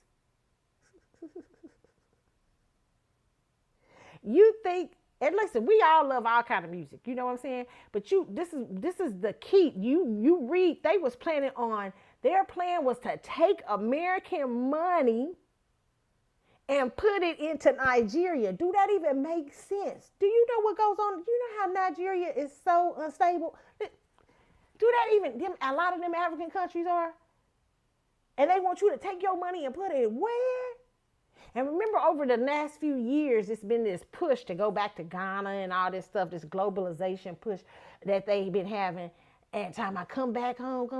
When you have to, and you should hear. I watched the stories of people who went back to Africa. Some of them be like, it's a lot of them going, listen, I'm trying to come back. We ain't got no structure. They don't think of us as Africans because you're not. You're not Africans anymore. You've been in America over 500 to 600 years before America was even America. You were here for the Revolutionary War. You were here for the Civil War. You don't know that you don't know much about that continent, and they tell you strange people. They tell you the lost people. That's what they used to call you, the lost people. And now they be calling you Akatas and horrible names and stuff, but that's another thing. Okay? You have created a different culture here. But unfortunately, because now you have the infusion of globalization happening, you have to be, it's not that we can't love other people in the diaspora and have them as allies to us and everything, but as black Americans, we have to gatekeep our culture. And when you're sitting here trying to tell me if Lincoln couldn't take all the slaves back to Africa, and he tried, but the slaves like, what you talking about? We don't know nothing about no Africa. This is our home. Only a few went back. And Rich Lady who didn't, he's a descendant of them, okay? But no, we didn't. Okay? We said this is it. We don't know nothing else. What you talking about, Lincoln? Where's our 40 acres and a mule? Okay? So the whole thing is, we knew we had become something else. We knew we had nothing in common with that continent anymore. Even we took whatever they gave us and we made it ours. We made whatever listen. They say most of the slave trade was from West Africa, but there was already Africans. Remember, there were already black people here, and that's a whole nother story. Okay, but not only that, but black people were when you think about the slave trade and everything, it wasn't just West Ghana. That's why they say people often take tests and stuff. It was all along the African coast. So you have black people coming over here, black people who were being enslaved that were from different tribes and cultures and everything. They estimate that a lot of them came from West Africa, but they really don't know. So imagine you a slave and you get up here, you strip from your family, you strip from your language, you strip from your country, nothing, everything. When you went in that Middle Passage, even they say it I've seen videos about the Middle Passage and everything, and I've had friends who went over to the Middle Passage, and they say that they have this door, the door, that when they open that door, they call it the door, they leave it, they knew they were leaving behind, they would never be back. That this is I forget what they call the door in the, let me see what they call that door in the middle passage. But it was basically saying we knew, and Africans knew, we were no longer, the moment that we passed through that door, it was it. Wherever we went to our collective places, that was it. But specifically, African Americans dealt with chattel slavery, and they dealt with not only chattel slavery, but America introduced introduced race. So not only did we go through just the longest period of slavery than anybody else, but we also went through another 100 years of Jim Crow, hangings, segregation. So many things our people went through. And nobody came to rescue us. So this is our home. And when we left, there was nothing else. It was gone. Whatever attachments that we have, that's why a lot of Black Americans are embracing now, saying, okay, we're going to quit calling ourselves African Americans and we're just Black Americans, because we're American, because we don't know anything about that continent. And they don't know anything much about, sometimes they come here and don't know a lot about us. So, this is what you have to, for some reason, Africans now have shown up in America thinking they are here to condition us back to Africa. But we like, a lot done happened since y'all sold us off them shores. Yes, y'all sold us. Carlotta Wanga even talks about her family being part of the slave trade, allegedly, on Breakfast Club. When y'all sold us off them shores, some of the best you had to give, because notice after the slave trade what happens to Africa. Colonization, all kind of horrible stuff happens to Africa after the slave trade. Throughout the diaspora. So now y'all want to show up in America. Well, we done built this shit up. Everything we do is American. Now y'all trying to show up in America and use our little American money to feed of African nation of some of the people that traded it. Matter of fact, y'all should be giving us money. As a matter of fact, Africans, you shouldn't be coming over here trying to siphon and scam some money out of us. Y'all need to be giving us money, because y'all owe us money just like these slave drivers and people here from America. The government of America owe us money. So do y'all. Y'all owe reparations too. How dare you come over here and think you about to trick Black Americans into funding Nigeria? Are you serious? And no offense to the Nigerians. Okay? Are you serious? And most of probably the Nigerians over there that's been home, in their home, staying there 10 toes down, probably know you full of shit too. The ones coming back, but they probably like, Now they can't stay here and fight the stuff we got here. But you want to come over, now you want to come over here. We done went through Jim Crow, we done went through all this stuff. Now you show your ass up talking about, hey, let's create a city. Essence, we gonna create a city. What do they say in their if you look at their literature, they had literature out where they was planning on making Nigeria, like funneling money into Nigeria and focusing on it as an African city, has the gateway between America and Africa or something like that. Are you serious? No, you're not. Ain't no gateways. Door closed. Come over here for some coin. And even today, I saw a guy on from Nigeria talking about, well, you guys, you Black Americans should be happy that we come here. We teach you how to do business. I'm like, you teach us what? What you teaching us? A lot of people, no offense, but, and there's a lot of Africans who do know, who advocate for Black Americans and who love Black Americans and who not hateful. And there's a lot of people in the diaspora who love Black people and not trying to hate on Black people and stuff. But a lot of these people coming over here thinking they trying to help us. They helping us even though they hate us. Are you serious? How you helping? What you teaching me? You don't even understand the system you living in. You ain't teaching me nothing. And the minute these white folks see that you can't get these coins from us, we gonna see how fast you have essence. Because we know how they roll. You know how we know how they roll? Because you know what? Here's the deal. We kin to each other. Even though we don't like, we got big problems with each other. Okay? But let me tell you why. These white folks was breeding us in these slave quarters. That's how we are all these colors over here. That's how we've morphed into other things.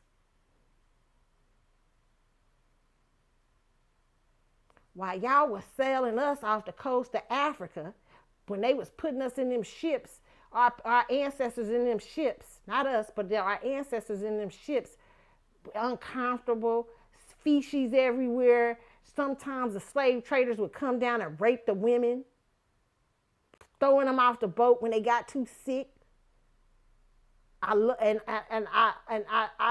The resilience that these people had. Our ancestors getting here, some of them with newborn babies. You know the story. If you ever read the book, it's a book about slavery. And it's from slave accounts. I believe it's To Be a Slave or something like that. And they talk about how when the babies, they had too many babies. This is in America. When they would have too many babies, they would use the babies as alligator bait. And sometimes they would fill a pool up like a thing that's like a pool and put the babies in the pool to drown because it was too many. You think while you was over there, you think you getting ready to come over here and lay claim to what's been dipped? You can't be serious. You can't be serious. And we can't let them. And we can't let these dumbass celebrities let them. I am telling y'all that if you don't let these celebrities know, if you don't put these celebrities in check and these politicians too, because the next thing you're going to know is these Jasmine Crockett's and all these other Democrats is going to be out there to put the Essence Fest. Well, we are one people. They'll sell their soul, baby, because they might be getting a check to their campaign. They'll sell their soul, but when it don't sound like you, You're like, nope. You about to get voted out of office. When we start doing that, and they know we mean business, they'll change their tone. The celebrities will be like, I don't know, I might go to Essence. I don't know if I'm gonna go to Essence because black people ain't gonna come to my shows. We say, you show up at Essence, you show up at Essence if you want to. Beyonce, show up at Essence. Now we love you, but watch how we turn coat on. I don't know if y'all can do it for Beyonce. Some of y'all sick in the head when it comes to Beyonce. That's what they're going to do, though. They're going to pull out the guns. They're going to come hard. They're going to come real hard. And see, celebrity is always they always the last to know. That's why Michael said they was puppets and stuff. They don't be knowing what's going on because they be getting checked. They be like what the man said, well, I didn't really realize about Essence because, I was running from here to there. Meaning he was saying I was in the A-list. I was rolling around. They was treating me like king. They ain't trying to show me they little plans. They make me feel a part of everything. Oh, you are the bait. You are the bait that will get our money. That's what you are. You know what you are. When we go fishing and we put the bait on the hook, we put the bait out there. This is what you black celebrities are. We put the bait to go get our fish, and then we pull it, throw it out there, and we have to have certain type of bait. That's what y'all are. Y'all the bait to get that $1.4 trillion they wanted. Now I'm gonna let y'all hear a little bit of this young lady, and then I'm gonna tell y'all to go to her on her site to hear her yourself. But what she has to say about Essence, let me see, pull it up here. It's very powerful. And I won't play her whole video. Let me just say, we're gonna pull it up here.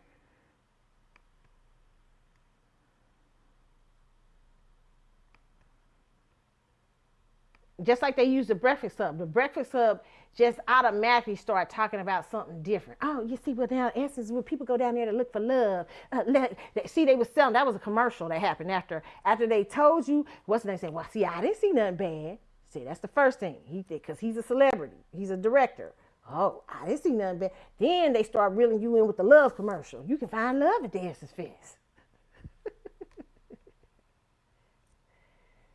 You Negroes is coming back to the Essence Fest because you can find love.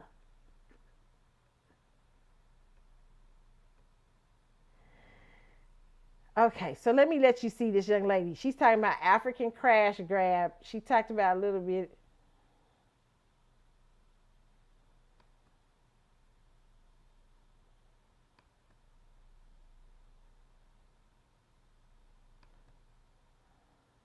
Mm-hmm.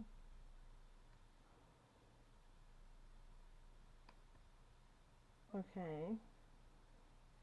Wait a minute. I'm going to show you. I'm going to show this other person here before I show her. Oh, okay. Well, that's not it.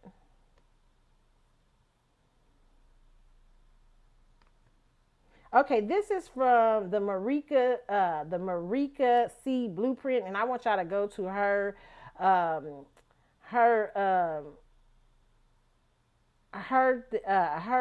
website, her YouTube, and listen to. She has some really great videos about Essence, and what's happening at Essence. Let me see here. And listen, she talks about this plan about for Black American trillions to be redirected to Africa, and celebrities will be used as the bait. Celebrities and politicians. Celebrities and politicians, because a lot of these celebrities and politicians have sold out to globalism. Okay, so I want you guys to take a look at this, what she's saying is going on there. So I finally caught another person. You are like the third person who started talking about this. I've never read what you guys have read on this, okay? So I'm going to go read it to everyone, all of Black America together, since it pertains to Black America, ethnic Black Americans. So ethnic Black Americans, come on. Diaspora Initiative looks to tap into $1.7 trillion African American purse. This is from the Africa Report, written on October 18th, 2023. Southern Africa is a target market for this first in a series of African Diaspora and Friends of Africa investment summits. African American buying power could reach $1.7 trillion by 2030, projects the McKinsey Institute for Black Economic Mobility, but only a tiny fraction of it is currently ending up in Africa. With the African Union and the Joe Biden administration both promoting the diaspora as a key potential source of funding for the continent, a coalition of Black business leaders is coming together to help turn things around. On October 17th, they announced the first in what they envision as a series of African Diaspora and Friends of Africa investment summits over the coming year. A few investors and U.S. government officials attended the launch at the South African Embassy in Washington, D.C. The half-day event was a precursor to a 3-day summit focused on the 16-member Southern African Development Community scheduled to take place from March 6th to March 8th in Washington. This is the opportunity for us to take diaspora wealth and redirect it to include the continent. The summits offer a twist on the ever-growing number of diaspora initiatives by seeking to engage the broader African American community in addition to more recent immigrants from the continent. There is a lot of opportunity there. There's a lot of money there, Jan says. That ends up being one of the biggest problems. The diaspora not knowing what the investment opportunities are, and the asset managers not knowing that there's an investment community that actually exists. That is interesting. Okay, so I want you guys to listen. That's just some of her, and she goes into about how how they plan to do this. But this isn't just the Black Americans they plan to do it. Black Americans have the big spending power, but they want to do it throughout the diaspora. So what Africans want is basically the groups they traded out while they asses over there getting destabilized by Britain, Europe, China, Chinese, everybody else over there. They want us to come over there and invest in them, and it's 241 million of them in some certain place. It's a lot of them in certain, and they can't control you can't control these people that's coming on your land and pillaging your land, and you want us to invest when you ain't got no control? Are you serious? Are you serious over here? You trying to get us to come in and help you right now? You supposed to be helping us. Oh, but you can't. You literally, I love this. Used to be a joke that Paul Mooney used to say. It'd be like Africans showing up some 200 years later talking about what time is it? He's like, I forget what he said. He said and trying to sell you a watch. He said, nigga, where you be? we been past that the time where we needed you. Where was you at? Where you been at? Where you who you no. Matter of fact, no. No, we're not gonna fund. No, what we gonna do? Fund what we funding the colonizers? Who we funding? The destabilization over there, we funding for more destabilization? No, stay and get your own shit together. Don't be coming over trying to get us to ride for y'all. That we'll be here cheering you on, wishing the best for you. But we ain't giving up our $1.7 trillion. We got too much shit going on in America we got to get done. We got too much. Do you see what we fighting right now? Do you see what's going on? We ain't got time to be giving you no money. And Biden, how dare you bum asses trying to get us to pay you, trying to use our money. You didn't try to go get the white money. You didn't say, hey, America's going to invest. No, you trying to get our little money. Look at Biden and the slick shit they was doing. Well, we're going to help. We're going to use the Black American money and help you get that Black American money over there in Africa. Wow. That's why we got to keep our eyes open. The betrayal is everywhere. But let you see this one. This is a great, and it's a lot of people with so many wonderful reports that have looked up everything that's going on with Essence. Marika is one of them. The Marika C Blueprint, really good. She really doing her work. And let me let y'all hear her. Let's see what this other thing where she talked about Chat GPT. And this is very interesting right here. Your mind is not blown yet, baby. So I messed around and asked Chat GPT, right, about the mechanisms. What mechanisms is the African Union planning on using to get money, the $1.7 trillion buying power of African Americans to their countries? Because I don't understand. How are you going to get our money? What's going on here? And then I asked Beyonce, Jay-Z, does Rich Lou Dennis, the founder and chair of Essence Ventures, is that one of the things that he's doing? And this is what ChatGPT told me. That's celebrity. Yes, it absolutely seems like Rich Lou Dennis, the founder and chair of Essence Ventures, is putting in place exactly this kind of mechanism, mobilizing African American economic power to fund and foster long-term partnerships with Africa. Essence Full Circle Festival and Global Black Economic Forum. Since 2018, Essence Ventures has hosted the Essence Full Circle Festival in Accra, Ghana, a cultural meets economic summit uniting hundreds of U.S.-based Black business leaders, influencers, and African officials. They had a global Black economic forum that focuses on trade, diaspora investment, entrepreneurship, and infrastructure deals. These events create structured pathways such as conferences, master classes, and deal making tables to funnel African American investment, tourism dollars, and commerce into African economies. Strategic cultural economic partnerships. Essence Ventures has since expanded partnerships with African governments and institutions, most recently in 2024 with Nigeria's Ministry of Arts and Culture to co-develop initiatives under frameworks like Origins and Destination 2030. Their chief of diaspora engagement, Barku Tubman Zawolo, is actively building systems to scale diaspora capital flows into Africa, according to Business Wire. And then they give this table. Y'all looking at this table now, right?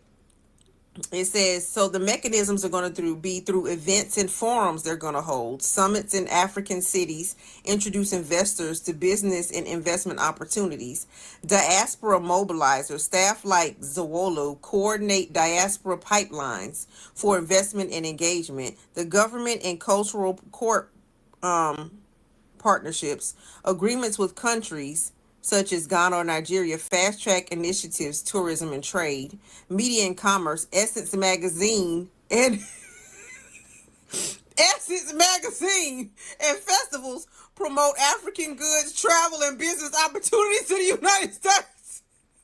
It was always Essence.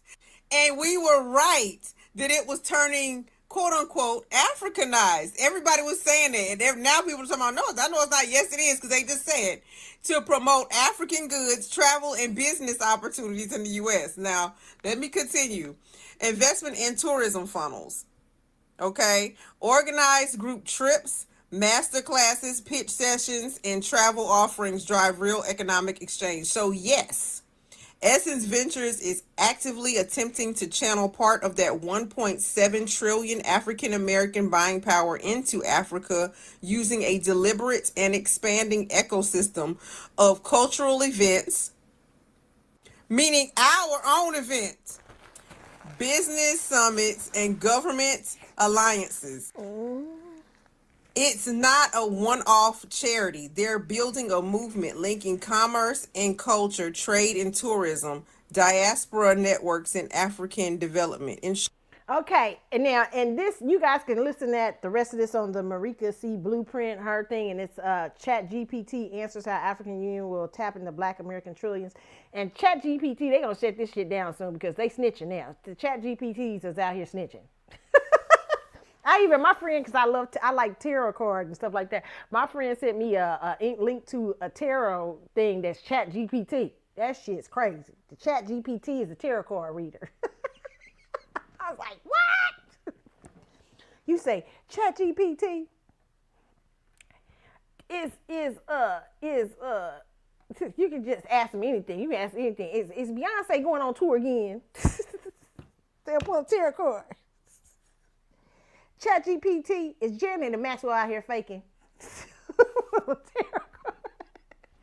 Oh, and they are, by the way, sidebar, they already done started the celebrity readings on Janet and Maxwell. I saw one the other day. I said, I thought the tarot card reader had it wrong. I was like, I laughed a little bit. But they starting them. You know how they love to do these readings on these celebrities. They're going to do the astrology too. The astrology's coming next. They gonna start it. They ain't got interested enough for them. So Janet done cooted them. But when they get interested, if they come back out holding hands again or something like that, the reading's gonna start. They're gonna go even more, okay?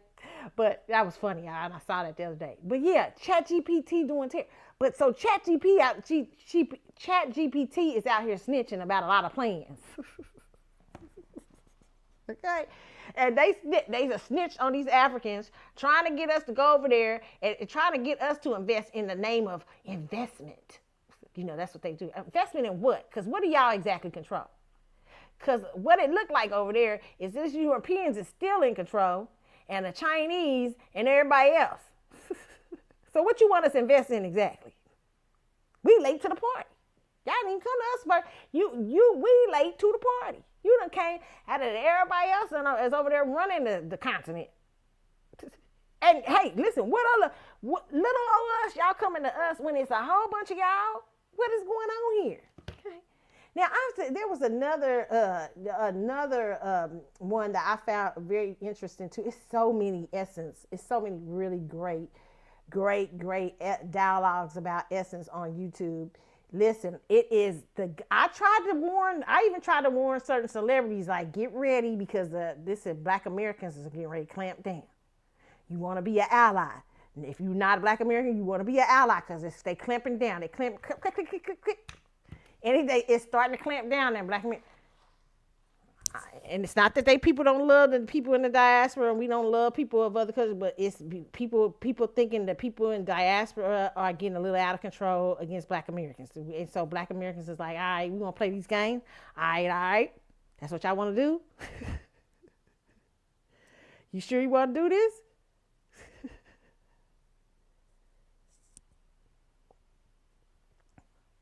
We starting to clamp down on the culture. Okay, I tried to warn people don't listen. Okay, so now, so here is, let me show y'all this. Let me show y'all. This one I thought was very interesting for Essence. Now, this is a little controversial. It's this person is very politically incorrect, very popular person on YouTube who's pretty tough in his thoughts. I actually listen, even though I listen, I don't have a beef. I don't like, I don't have a thing with either. I like ADOS, I like FBA. I don't have any. To me, they kind of doing the same thing, except for ADOS is more politically, I think, stronger. But that's because they're more of an organization. FBA, I think, was just a name that Tariq Nasheed's trying to use to promote Black Americanism, stuff like that. I don't know, but they fight. They be beefing with each other all the time. But but one of the things I don't like that they use when they call people tethers. I don't understand what they're doing. They not, they don't mean that for all of the diaspora, but it can get a little crazy sometimes. But so you guys can listen to, let me let y'all hear this particular person. Let me see if I can pull it up.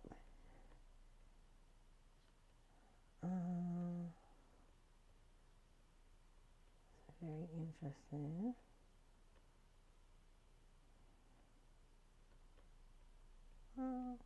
Okay, yes, and have y'all seen? Yes, I have seen Megan Thee Stallion. All these strange couples showing up in. Is it cancer season still? Yeah, is it? Almost out of cancer. Yeah, cancer season. Emotional shit happening. You know what I'm saying? It's cancer season. Yes, it's gonna be strange couples happening.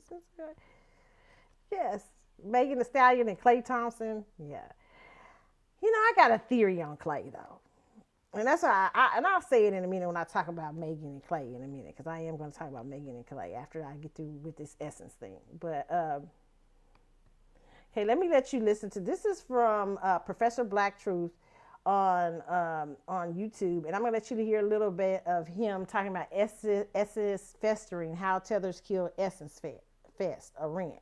Okay, and, hopefully, this might be a little offensive, but take a listen to it. But I'm going to let you guys hear a little bit, but you can find him on B1, Professor Black Truth, but I'll let you hear a little bit of his commentary regarding Essence Fest, okay?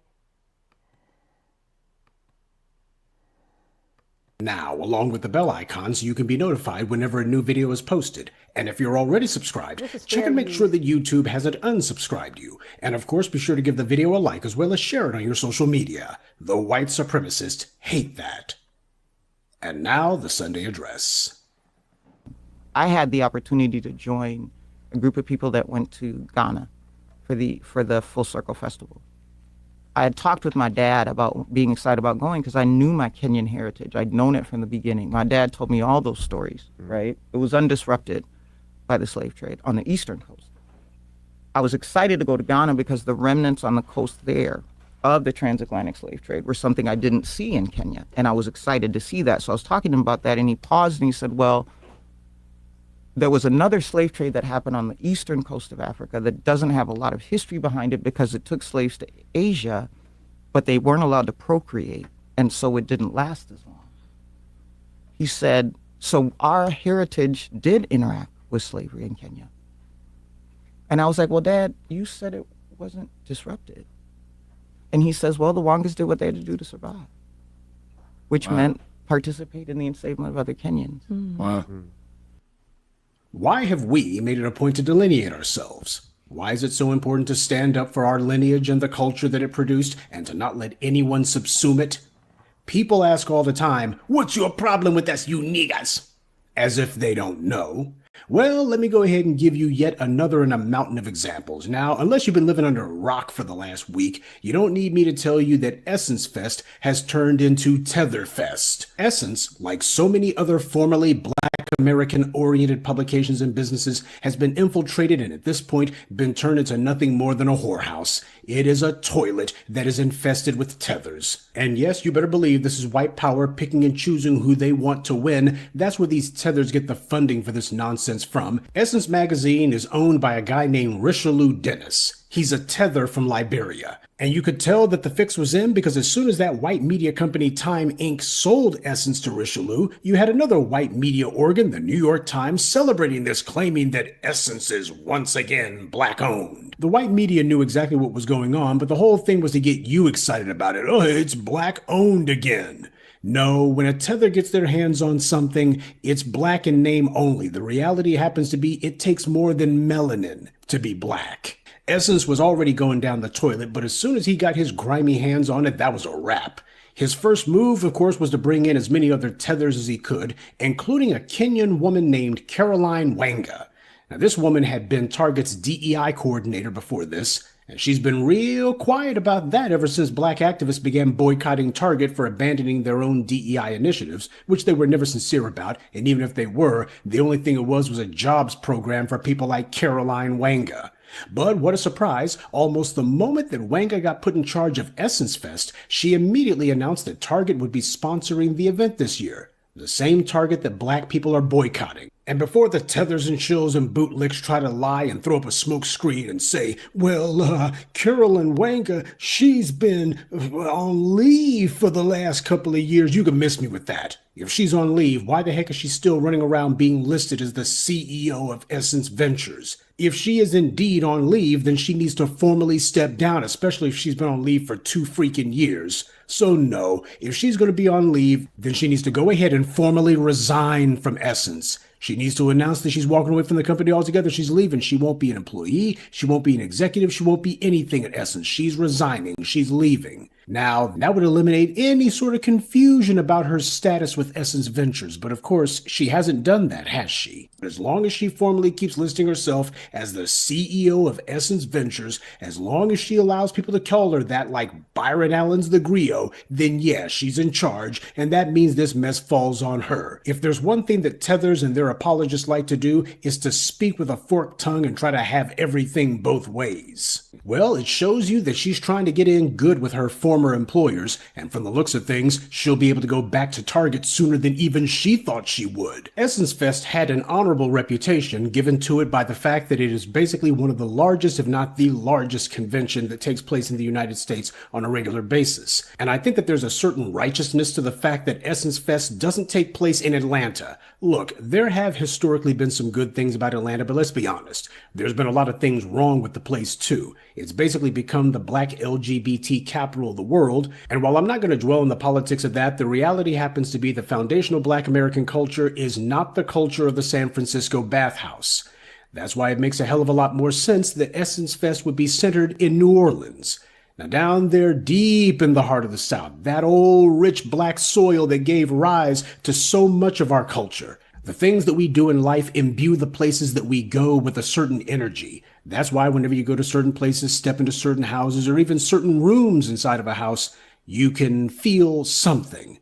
Well, the same thing happens to go to places like New Orleans. There's simply no substitute for that kind of energy. It attracts things and pulls things into it. And as a result, it actually imbues these things with life and vitality and vibrancy. And that's the reason why there's a righteousness to the fact that it takes place there, in New Orleans of all places. But of course, wherever you got flowers, you also got some flies too. The tethers in charge of Essence basically took this year as their coming out party to show their behinds. I think it's largely because of the pressure that's being put on them by the fact that we're delineating. Far as they're concerned, they don't have that much to lose by going ahead and showing their hand. I guess they figured it was only a matter of time. But what they did was to basically shoot themselves in both feet, and they showed exactly what it is that the tethers have been doing in Africa, all of the bait and switch garbage that they were doing, all of the promises and the insults that they were creating around. This is the reason why Africa could never unite.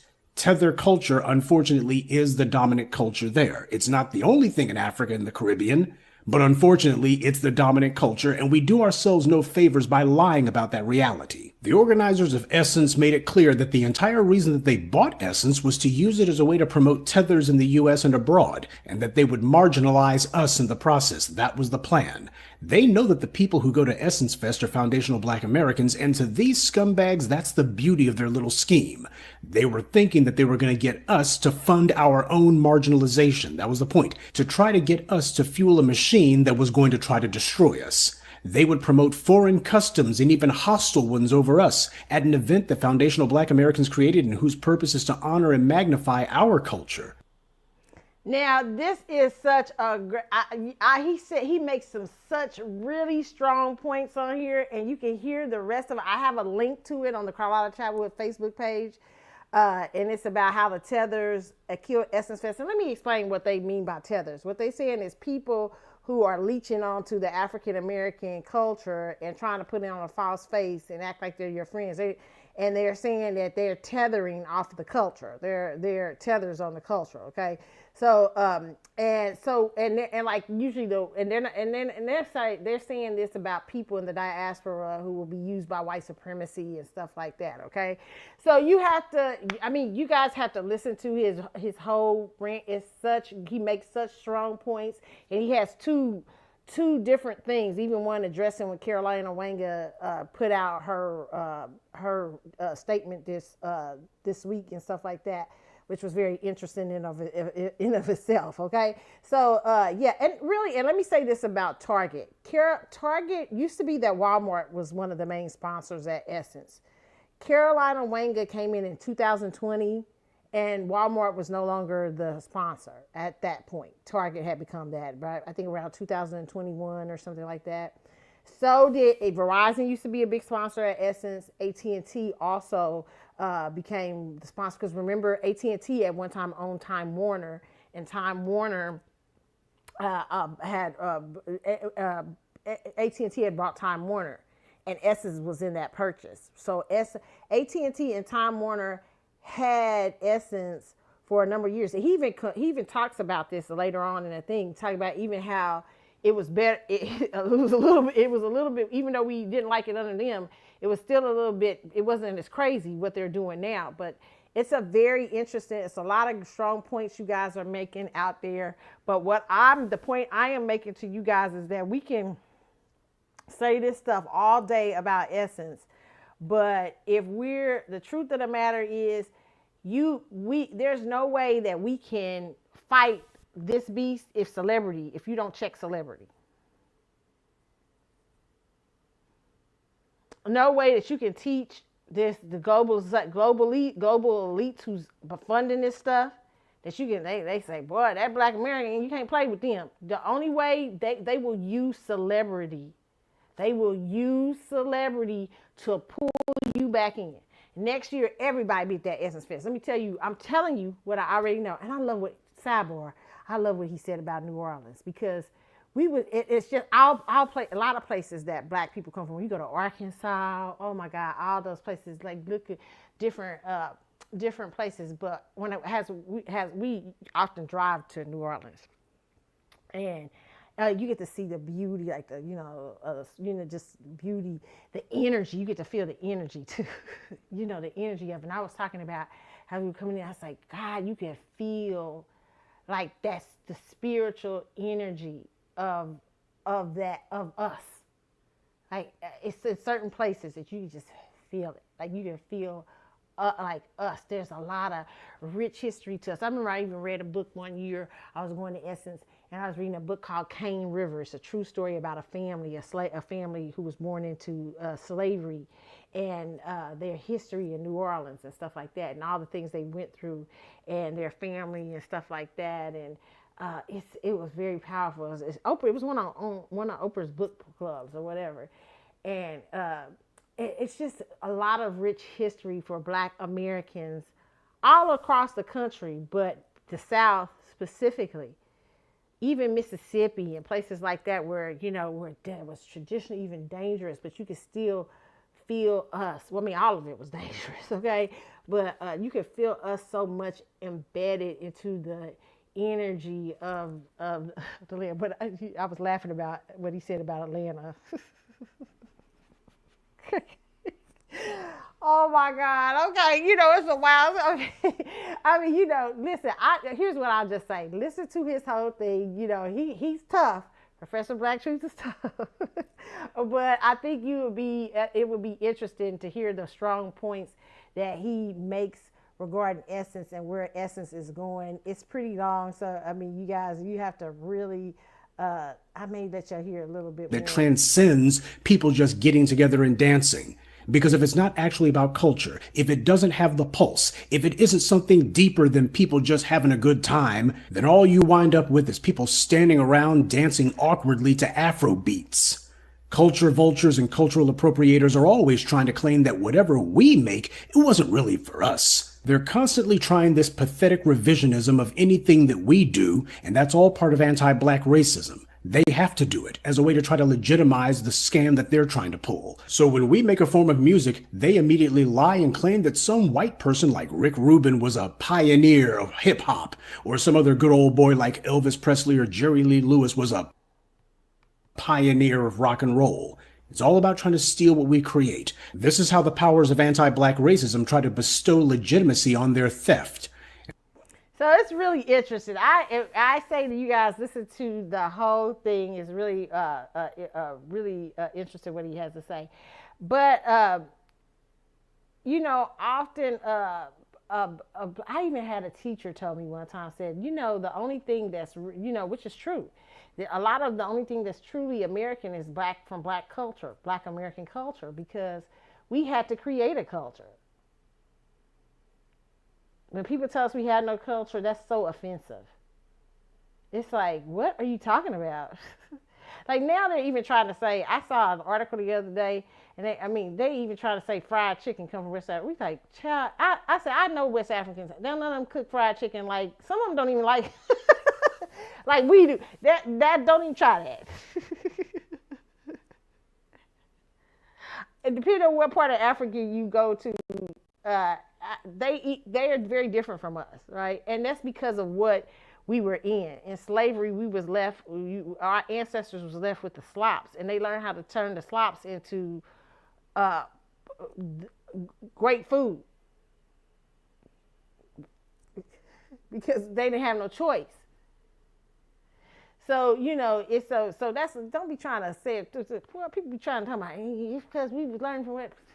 Get out of here, y'all wild. I mean, that's just like when they was trying to turn turn New Orleans into residents into Caribbeans. I was like, what the fuck? Because listen, the only thing close, maybe because the French connection, but they ain't nothing Caribbean about New Orleans.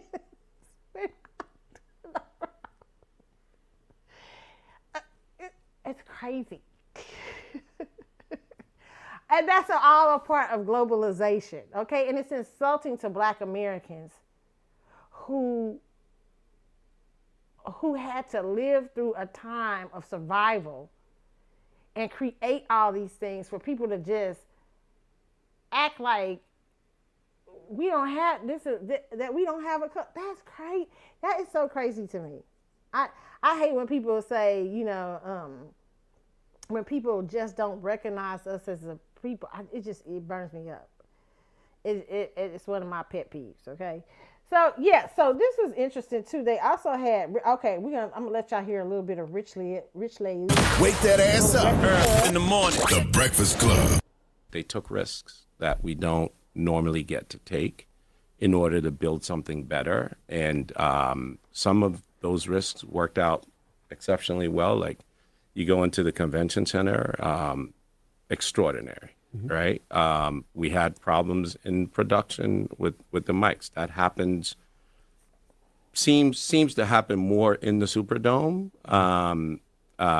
or in domes rather. But we had problems there. Those problems will be addressed because they're easily addressable. There's reasons for why that happened. At some point, we can get into that if you want to. But we had over 40 acts over the 3-day weekend in the Superdome, right? Best talent in the world, and they deserve the best acoustics. They deserve the best production, and we'll give that to them. We've given that to them for 30 years. This 31st year, we didn't do as good a job as we normally do, and next year we'll do a better job than we've ever done because we've learned what the issues were. So why was Lauryn Hill so late? She said it wasn't her fault. It absolutely was not her fault. Okay. It was. And she said she thanked y'all for actually stepping up and saying it wasn't her fault. Yeah. Well, our job is to protect Black women. We're not going to sit here and say, hey, because she's taking the heat for it, we're going to be quiet, because that's not what we are. That's not what Essence is about. That's not what we're building. There were production issues with the audio video system that caused the delay in her performance. We own that, right? Those delays, were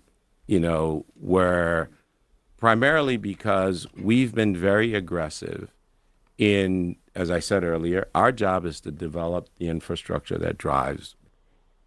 Develop what? It was already developed. It was going strong for 20-some years. What are you talking about you developing? You just bought a brand that was already functional, a highly functional brand. You brought the license into and everything. Okay, it was functioning. It's been functioning for Essence has some hiccups all the time, but it's been functioning for 20-some years. What the fuck is you talking about? I don't understand what you talking about. They developing. What you developing? Like, I mean, you know what I'm saying? Here, let me just say this about and here's I really will say this. You should be apologizing to Maxwell too. Maxwell had to come out to a show so late. He was the headliner. He's the headliner of your show. He's the last one to come out. And he has to rush through his set literally. The fuck? Like, it ain't just Lauren, and then you try to do some slick shit and put Lauren at the backdrop. Why would you try to put Lauren on that show? Like, Lauren should not have even been on it. It was too many headliners on it. You didn't even need Lauren. You should have took somebody off. It was I thought it was a disrespect to Maxwell a little bit. That's just my personal opinion. I mean, he might not think that, but I thought it was fuck, and he's a nice guy. Like, what's the name said? What was the Robert Glasper I remember was talking about Lauren or something. He was talking about Maxwell was one of the nicer musicians or something. I can believe that, but here's the deal. He won't say something, but I'll say something to they bum asses. You shouldn't have been, there's no way that he should have had to come out and rush through that set. He came out at something, and Maxwell's had to do that twice. He had to do that even under, years ago, when it was first going under Time Warner. He had to do that but that wasn't his fault. Now, I'm going to tell the truth on this one. That was old Anita Baker out there. Anita Baker. Hey, is that John out there? Yes, oh my God, it's good to see you. Hey, is that Bishop Jakes? Anita was doing too much. I was like, bitch, you don't sing this next song? I was tired. But I think she was low-key pissed. I think she was low-key pissed because she wasn't the last one. I think she was low-key pissed. And she stayed her ass out of that stage a long time. And then Maxwell, some people said Maxwell was running late that year too. I don't know, but I know his ass got on the stage about 1-something and people was walking down his ass, you know what I'm saying? But he gave a really good show. I remember he had everybody come up. He was like, can y'all scoot up? Because the floor was kind of emptying up. So everybody scooted. It wasn't not quite like no Lauryn Hill. It was thousands of people still in there, okay? But he still had people on the floor like kind of come in closer. And it was such a great show. He gave such a great show, but his ass came out like at 1-something in the morning again. Like they put his ass out there. The men was asleep, but all the women was up, baby. All the women was like, shit, we up. We see you. We was wide awake. Right? So, listen. Essence, I think you should apologize to him, too. Because he was a trooper coming out there and Babyface and rocked the fucking joint. It was not fair to come behind Babyface. Babyface and rocked the... Babyface was like out there singing every song. Babyface was throwing everything at us. He was throwing everything. Superwoman, I mean, Boys to Men, shit. Maxwell can't fight all that. At 1 something in the morning. Y'all had Maxwell out there fight for his life. We was like, we had been up dancing, you know, the outer suns. Soon as I get home from work. We all out there, everybody singing, you got that whip appeal. How Maxwell gonna fight it? At 1 something in the morning. He could fight it if he had been on 30 minutes earlier. But by the time he came out, we was like, bro. We out. We tired. I mean, we whooped the bill. We ended the road. Down. What did we sing? Did we sing I'll Make a Bended Knee? Down on bend. We had the Boys to Men show without the Boys to Men show. I mean, Babyface just did a whole melody. He's like, this is how bad I am. This is how cold I am. I know Maxwell's coming up after me, but listen, let me tell you how many of these songs I have written. Him, Hod, and R. Kelly, come for me. I don't think you can. Especially if you're getting ready to come on at 1:15, 1:30. No, I got songs. What y'all want? I'm gonna wipe it. I'm about to wipe the floor. I saw him do this to Kim. Listen, I'm gonna tell you the truth. One night I went to go see Babyface right after COVID. Okay, Kim was out there. Kim, you know Kim is a bad boy. Kim a bad boy. It's hard to fuck with Kim. Okay, so you can't fuck. Babyface decided for some reason he won't come on before Kim.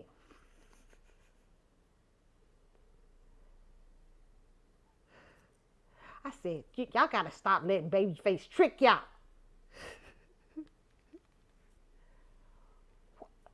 Babyface came out there and proceeded to start singing all his songs, even the white ones.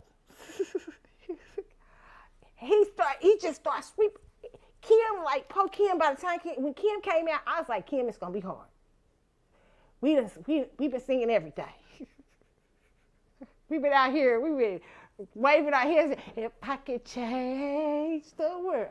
He prayed that. You might be in the. We was out there, hey, he was playing I mean, Babyface was throwing in it. Uh-oh, wait a minute, I got another one. Wait a minute, remember I wrote this. We begin to rock. Steady. We like, everybody, oh my Lord, what are we gonna do? Babyface is killing us. Kim, he did recover, but it took about 30 minutes. We had to lay out for a minute. We like, give us a second. Maxwell could not recover. It was 1:20. And Maxwell's funny anyway. You know Maxwell be counting. I think Maxwell be counting time. I think he be timing us when he on the show. He be like, motherfuckers, y'all got about a good hour and a half, okay, bitch? This ain't Urban Hang Suite no more, okay? I got about an hour and a half in me of Urban Hang Suite. I mean, what is it? Not Urban Hang Suite, of MTV Unplugged, okay? I got about an hour and a half of it, okay? I ain't that 20-some-year-old little boy no more. I got an hour and a half I'm giving you motherfuckers. And if I give you, and if you don't respond to me, like I said, Maxwell will start it up, his breakup song. It happened the moment. When you get that and no melody, you didn't get the melody of For Lovers Only and all that stuff, he's breaking up with you early. You ain't loving him enough. And that's what he did to us that night. Like, shit, Babyface done took us out. It happened the moment. You know, but when I went back and looked at some of the Essence video and stuff, he really did good, but it was hard for other people in the arena to tell because his music sound wasn't really that good. The sound was really bad. right? And especially when he came out with that second line, it was dope. But we didn't get to see the dopeness of it because Essence fucked it up. It happened the moment I knew he kicked it. When he started dancing all around, he like, it's over. What y'all saying? Sing it with y'all mean. You not a dream. Y'all start singing it with him. Y'all get happy because y'all think he's gonna come back and sing Pretty Wings. I'm like, no, he's not coming back. Where's Pretty Wings? And then there'd be one small voice in the crowd. What about this woman's work? I'm like, man, you ain't seen this woman's work be performed since 2018. No, it was 2019. 2019. And you only got a piece of it. This woman's work. You'll get done. You don't fuck with this woman's work, okay? I think the last time I saw Maxwell try to attempt to go on tour and sing This Woman's Work, I think it's a lot for him because he has bottles of water all in the room and shit. Like he got to get ready for that falsetto. I mean, he got to get ready for it. Okay, that's a tough song for the brother. Y'all just wasn't ready for Maxwell at Essence. Essence, you owe Maxwell an apology. Not only for his sound because he had such a dope set. Not only for his sound, he had y'all little New Orleans shower I was talking about. Had a little black hair. Ooh, that black hair. Ooh, Lord. He looked nice. He came out did his Sunday best, and y'all rushed him up off the stage because y'all had Lauren's ass back there with them same old songs for the last 20 years. She been saying, boy, you know you better watch out. Cause I'm like, is there a new song? Do we got a new... Lauren, is there new music? Because I'm tired of her. She coming out here remixing. She done remixed one album. Like, at least some people got 6 and 7 albums. Frankie had a bunch of albums. That's why Frankie didn't make no more albums, but he had a bunch of songs and albums he could remix. This motherfucker has been singing the same song. She might not be late this time, but she got that same album for you.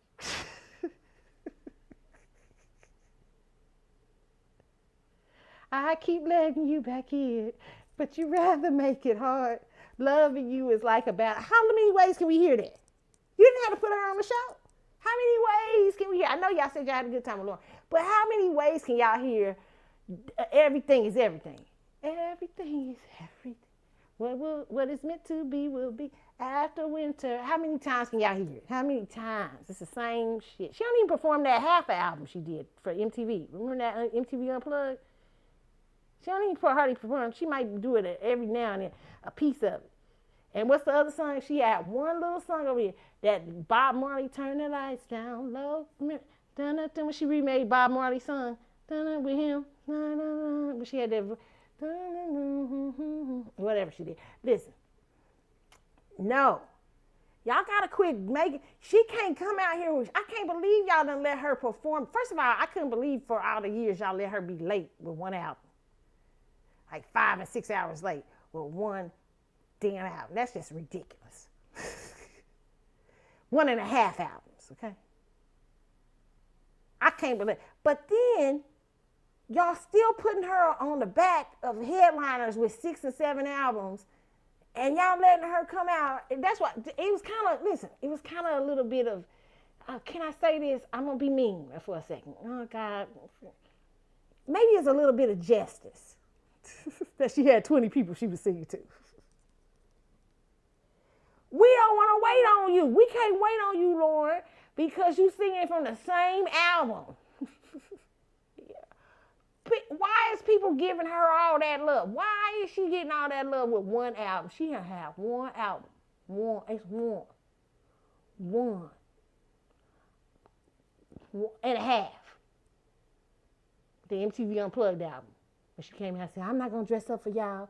I had to learn to not dress up for y'all. When she started going, I said, uh-oh, she going in the Looney Tune land. She ain't been out since. Now that female Gemini's in Looney Tune land, okay? Them boys, them Caribbean boys, and got her head. You know, they, whew. Lauryn Hill is proof of what happens with Caribbean boys. Caribbean boys, y'all powerful. That's some powerful beat. I don't know what's going on over there. I don't know what they got in the Caribbean. I done heard from, listen, I told y'all my story. I saw this woman when I was at my grandma's them used to work at this radio station when my grandparents was on the radio doing gospel. They did a gospel show. But this particular station, they have reggae. They had a lot of different times and stuff like that. Okay. Listen, this dude, he was from I forget what part, where he was from. I forget where this dude was from, but he wore dreads, good looking, handsome man, right?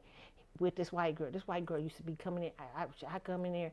She looked, listen, she had dreads and she looked like nothing was in her eyes no more. This man used to flirt with me in front of her face. I said, look, don't nobody want what you giving, whatever you gave this woman, don't nobody want that. Look at her. Look at her. She was with, this white woman came in every day with her dreads. You know, while he played reggae music and stuff and I didn't know she could talk. She was just waiting for such and such, such and such. Yes, you want to hear such and such? Like a little robot. I was like, oh my God, that's some straight up, what have you given her?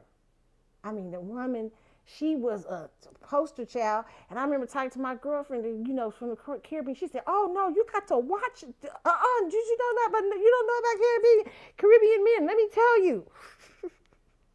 At one time I was dating this Caribbean guy and I was like, oh my God, he's so, like, you know, she was like, no. What he told me? She said, no, you put some,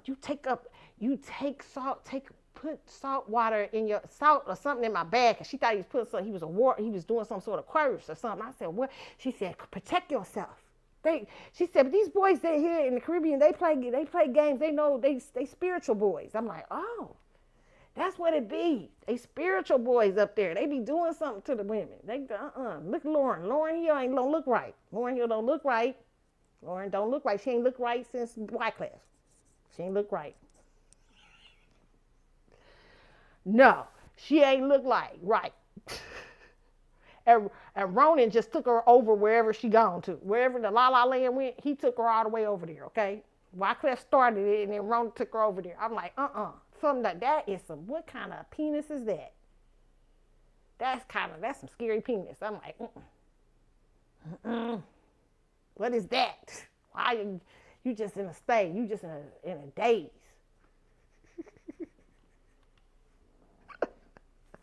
I had one girlfriend, like I told her, this man, he was so beautiful. I said, listen here, I'm telling you right now, that's the devil.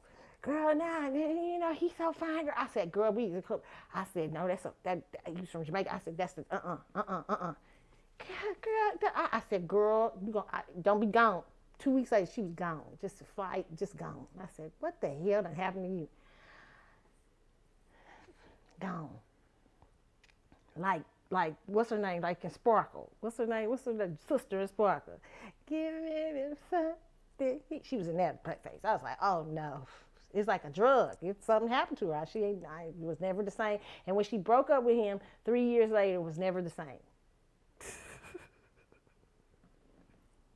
I told her, I told you. Cray. Now you said, listen, that's what I'm trying to tell y'all. It's something going on there. No offense to the Caribbean men. I know y'all listen to me going, what? No, it's something wrong with y'all. I don't know what y'all be doing over here. I don't know what y'all doing. But Lauryn Hill is living proof. She's 1 album and a half later, this woman has not made music. This woman is somewhere lost in between Haiti and Jamaica.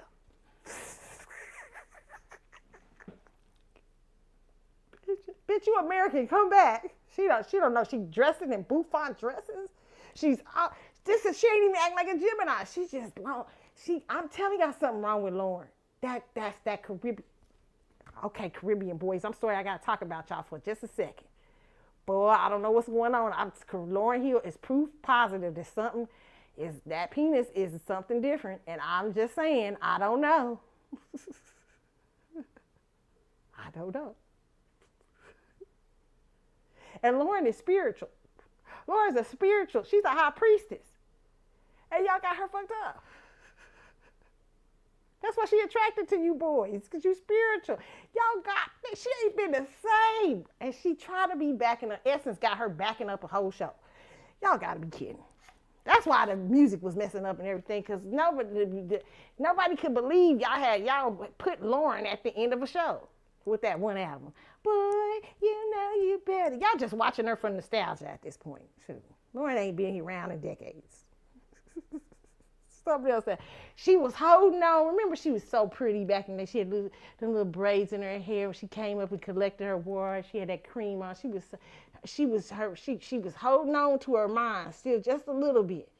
But then by the time it came to that MTV Unplugged, she was a goner. I was like, oh no, look at her. I'm not dressing up for y'all. And she talks sense, every now and then, because she's a spiritualist. So she can tap in and out. She can go, see, she can talk about spiritual things, but then she go, then because something doesn't happen with the dick, I don't know, and it done messed certain parts of her mind. So certain parts it feels that, in my opinion, is gone. Like certain parts seem like like I mean, like we thought her and Rona was married and it was spiritual. I was like, wait a minute, hold on, bitch, wait a minute, I thought y'all was married. And then allegedly, he was out here married to other people. I ain't gonna even go there with y'all Caribbean boys. I'm just telling y'all. I know it's some nice Caribbean boys out there. I know it is. I'm not gonna talk, as for the nice ones, I'm not talking about you. I'm talking about you that be putting that Caribbean warlock penis on people and making them not know where they're at anymore. And they only create one album and they're gone. They can't recover. They're lost somewhere. We've lost Lauren to Haiti and Jamaica. And there's no way to recover her. I don't know. Can we recover her? I'm going to quit talking about her ass. Somebody get her some help. She needs, at this point, deep therapeutic. She needs my friend. I call my friend from the Caribbean. What should I tell Lauren that she needs? Oh, that's some strong stuff. She's going to need something strong. Okay? Jesus, possibly. That's the only way that can break it. That's the only way it can break it. That's why I tell my friend, I have always seen women go a little light. Like, even my family member I got family members who got kids, but we do, hey, like, girl, let me tell you, like, that's some stuff, that stuff right there. I see, I'm talking about. I ain't trying to talk out group, I'm just saying what I'm hearing out of these streets, okay? And how I saw that white woman, and how I'm now looking at Lauryn Hill, who they chose to put at the end of Essence Fest to kind of carry over Essence Fest, knowing this woman's out of it. She still sound good. But she's singing one album. I mean, she's been singing one album for 20 years, and we've been letting her. Talk about she a legend. Lauren's a legend. No, Lauren has only had one album out. Legends make several bodies of work. They make bodies of work. She's even got us under the Lulu. We under the Lulu. And Lauren's a legend. I knew. I came out of the Lulu when it got 2-something in the morning. I said, I can't do that. I cannot wait for Lauren. I can't do it. Now, I ain't waiting for her in that one album in Impossible. She ain't enough for me to do this. She got to put out another album before I wait till 2:30.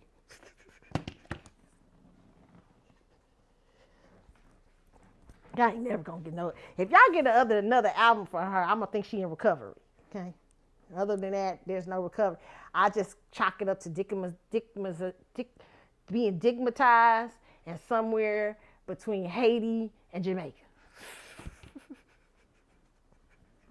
And trying to bring yourself back. She's trying. Every now and then she try. And every year, you get a little bit hopeful because she come out, she look a little bit more. You're like, oh, she look kind of like her performances are always good.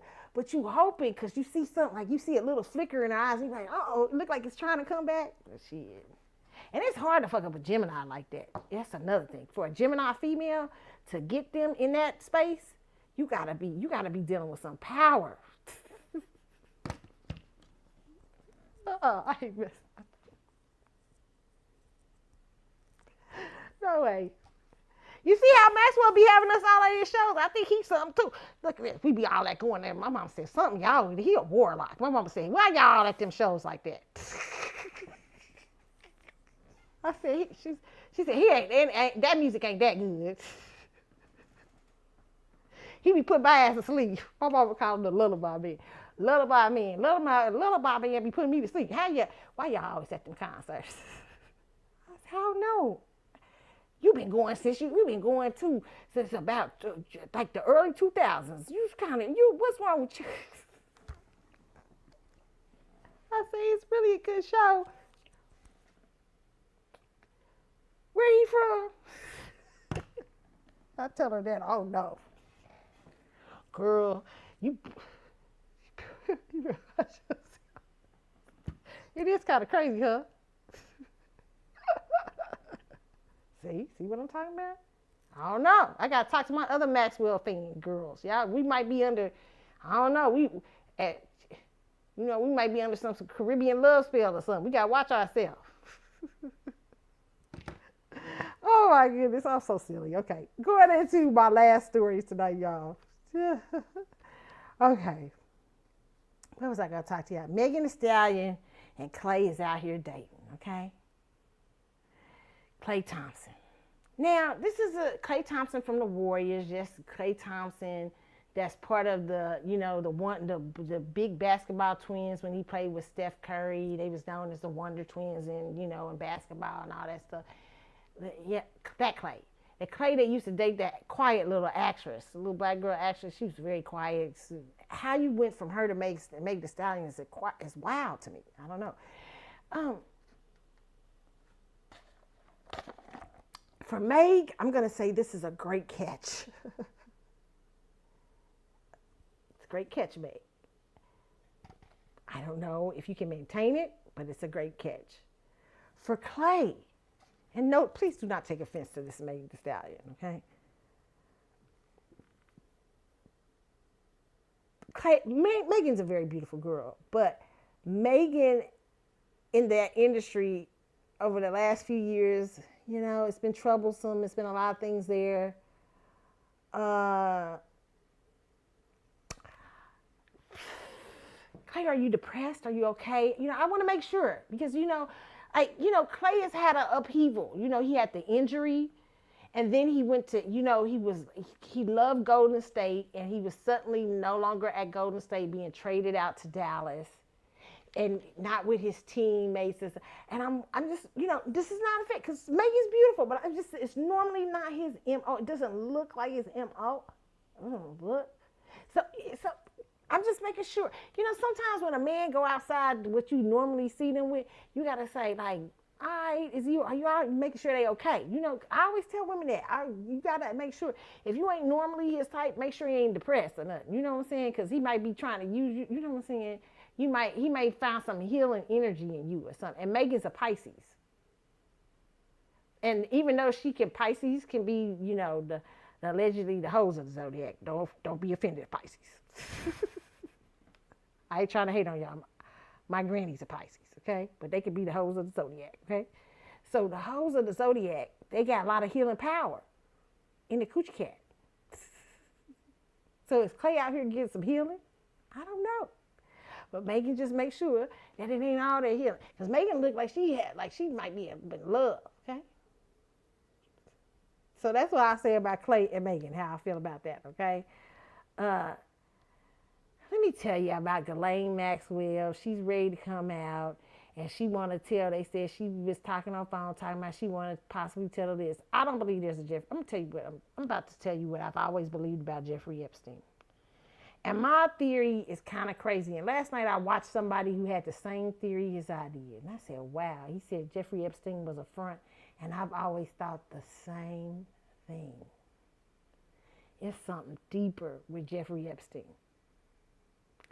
And I don't know if I believe it's all sex trafficking and stuff. Like trafficking little girls. I believe it's something crazy. I think the rabbit hole goes deep.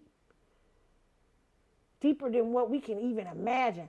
I think if we as Americans finally know the truth of Jeffrey Epstein, our mind might be blown. And y'all saying, why Trump ain't giving it? He said he promised to give it because Deep State came up in there and said, I wish you would. Trump like, I'm going to give that. And the first day, I'm going to put out the Epstein list. It ain't because he on it. It's because the Deep State came in there and said, I wish you would. I wish you would. Ask Kennedy what we do when people don't do what we say. And Trump was like, shit. You know, ain't no telling what the Deep State done. Listen, it's deep with that. I'm telling y'all, Jeffrey Epstein is deeper than y'all think. I don't even know if I even believe the whole story of Jeffrey Epstein. I don't even know what I believe about Jeffrey Epstein anymore. I'm not sure if we've been watching operatives on documentaries, CIA agents and shit. I don't know what the hell we've been watching.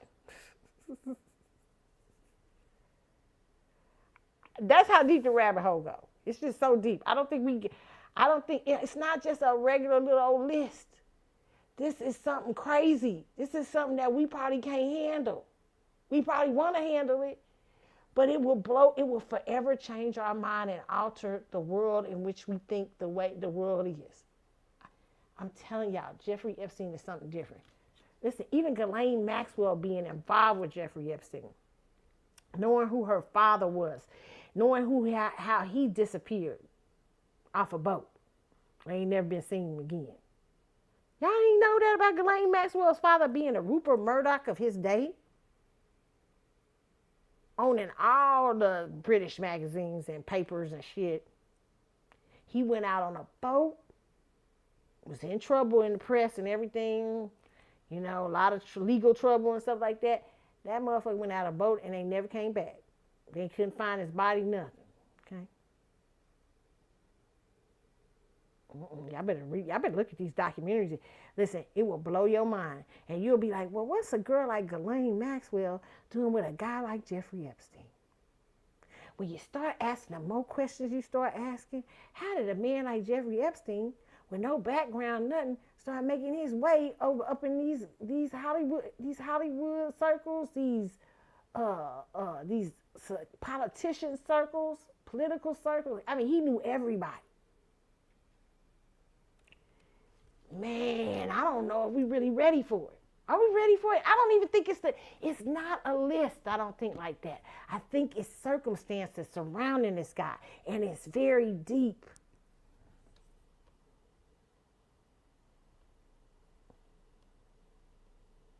It's crazy.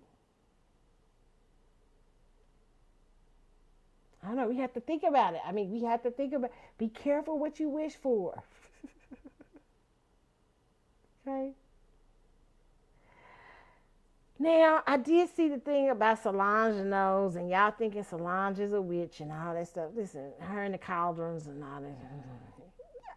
Y'all already know what that Beyonce and them played with the stuff. Come on, quit playing, y'all. Allegedly.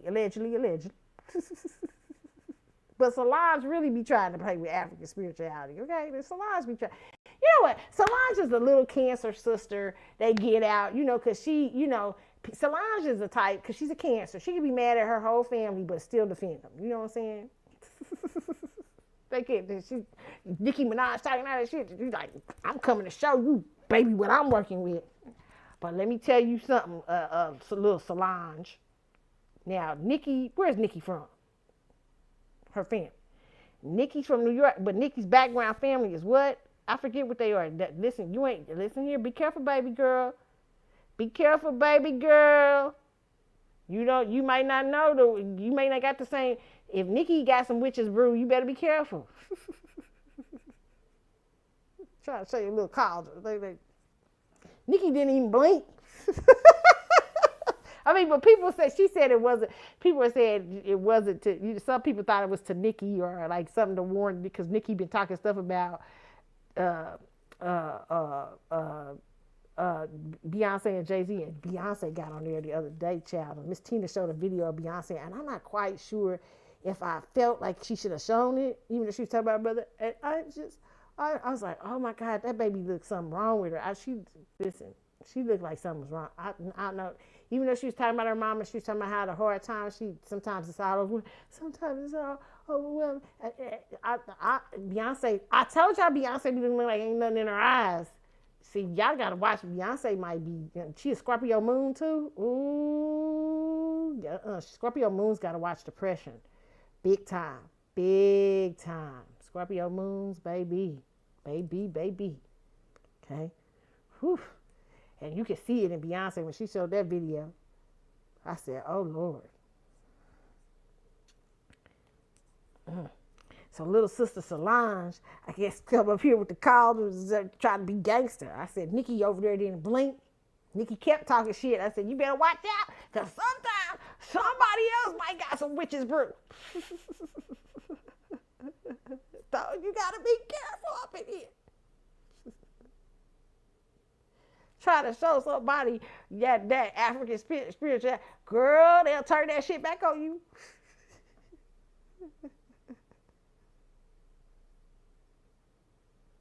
Woohoo! You don't play with.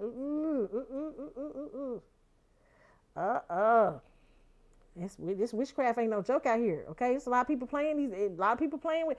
It's no joke.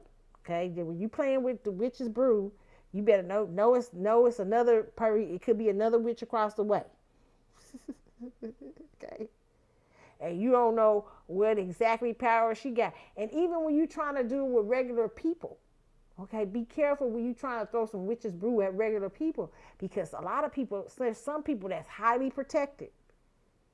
And you put that little choo-choo on them, little woo-choo, you're going to get it thrown right back at you, throw your whole life into shambles.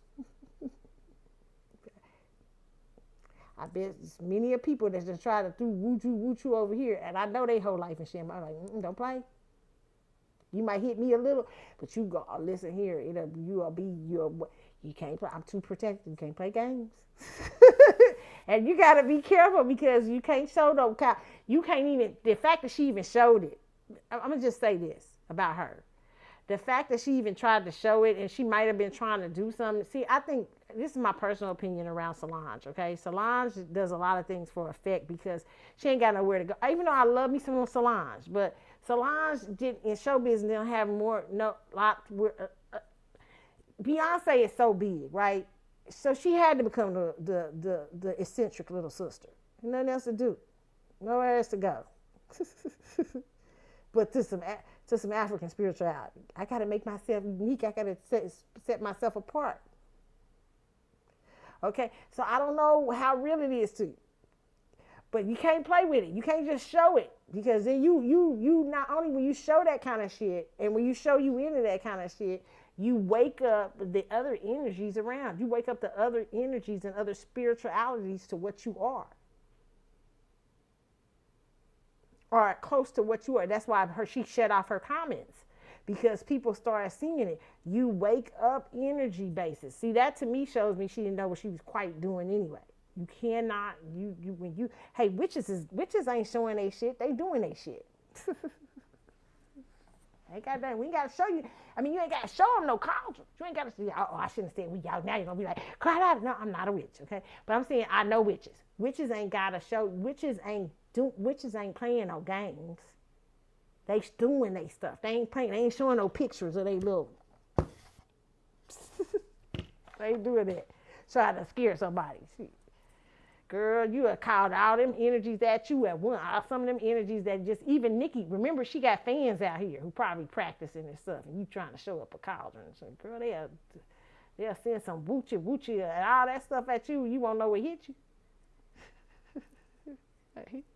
So that's all I say on that, okay? So I don't think that was smart at all to do that. All right, but I like Solange. All right, so, and I think that's it. That's my news stories, okay? I think I'm not gonna discuss some of that other stuff this week, okay? I think that's it. Yeah, I think that's all, but just the Solange thing, okay? I think I'm gonna leave it with that. All right, you got, oh no, I wanted to leave you with Diddy, okay?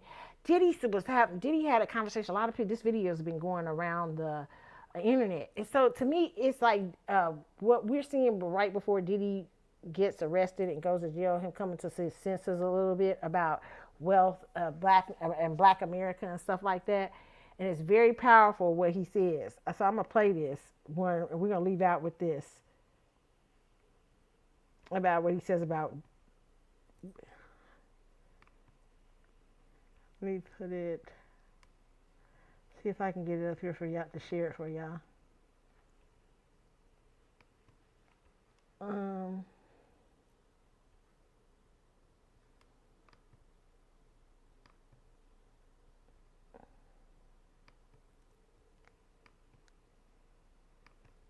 Okay, this will be the last one, the last story of the night. Where is it at? Did I have it up? Okay, here we go.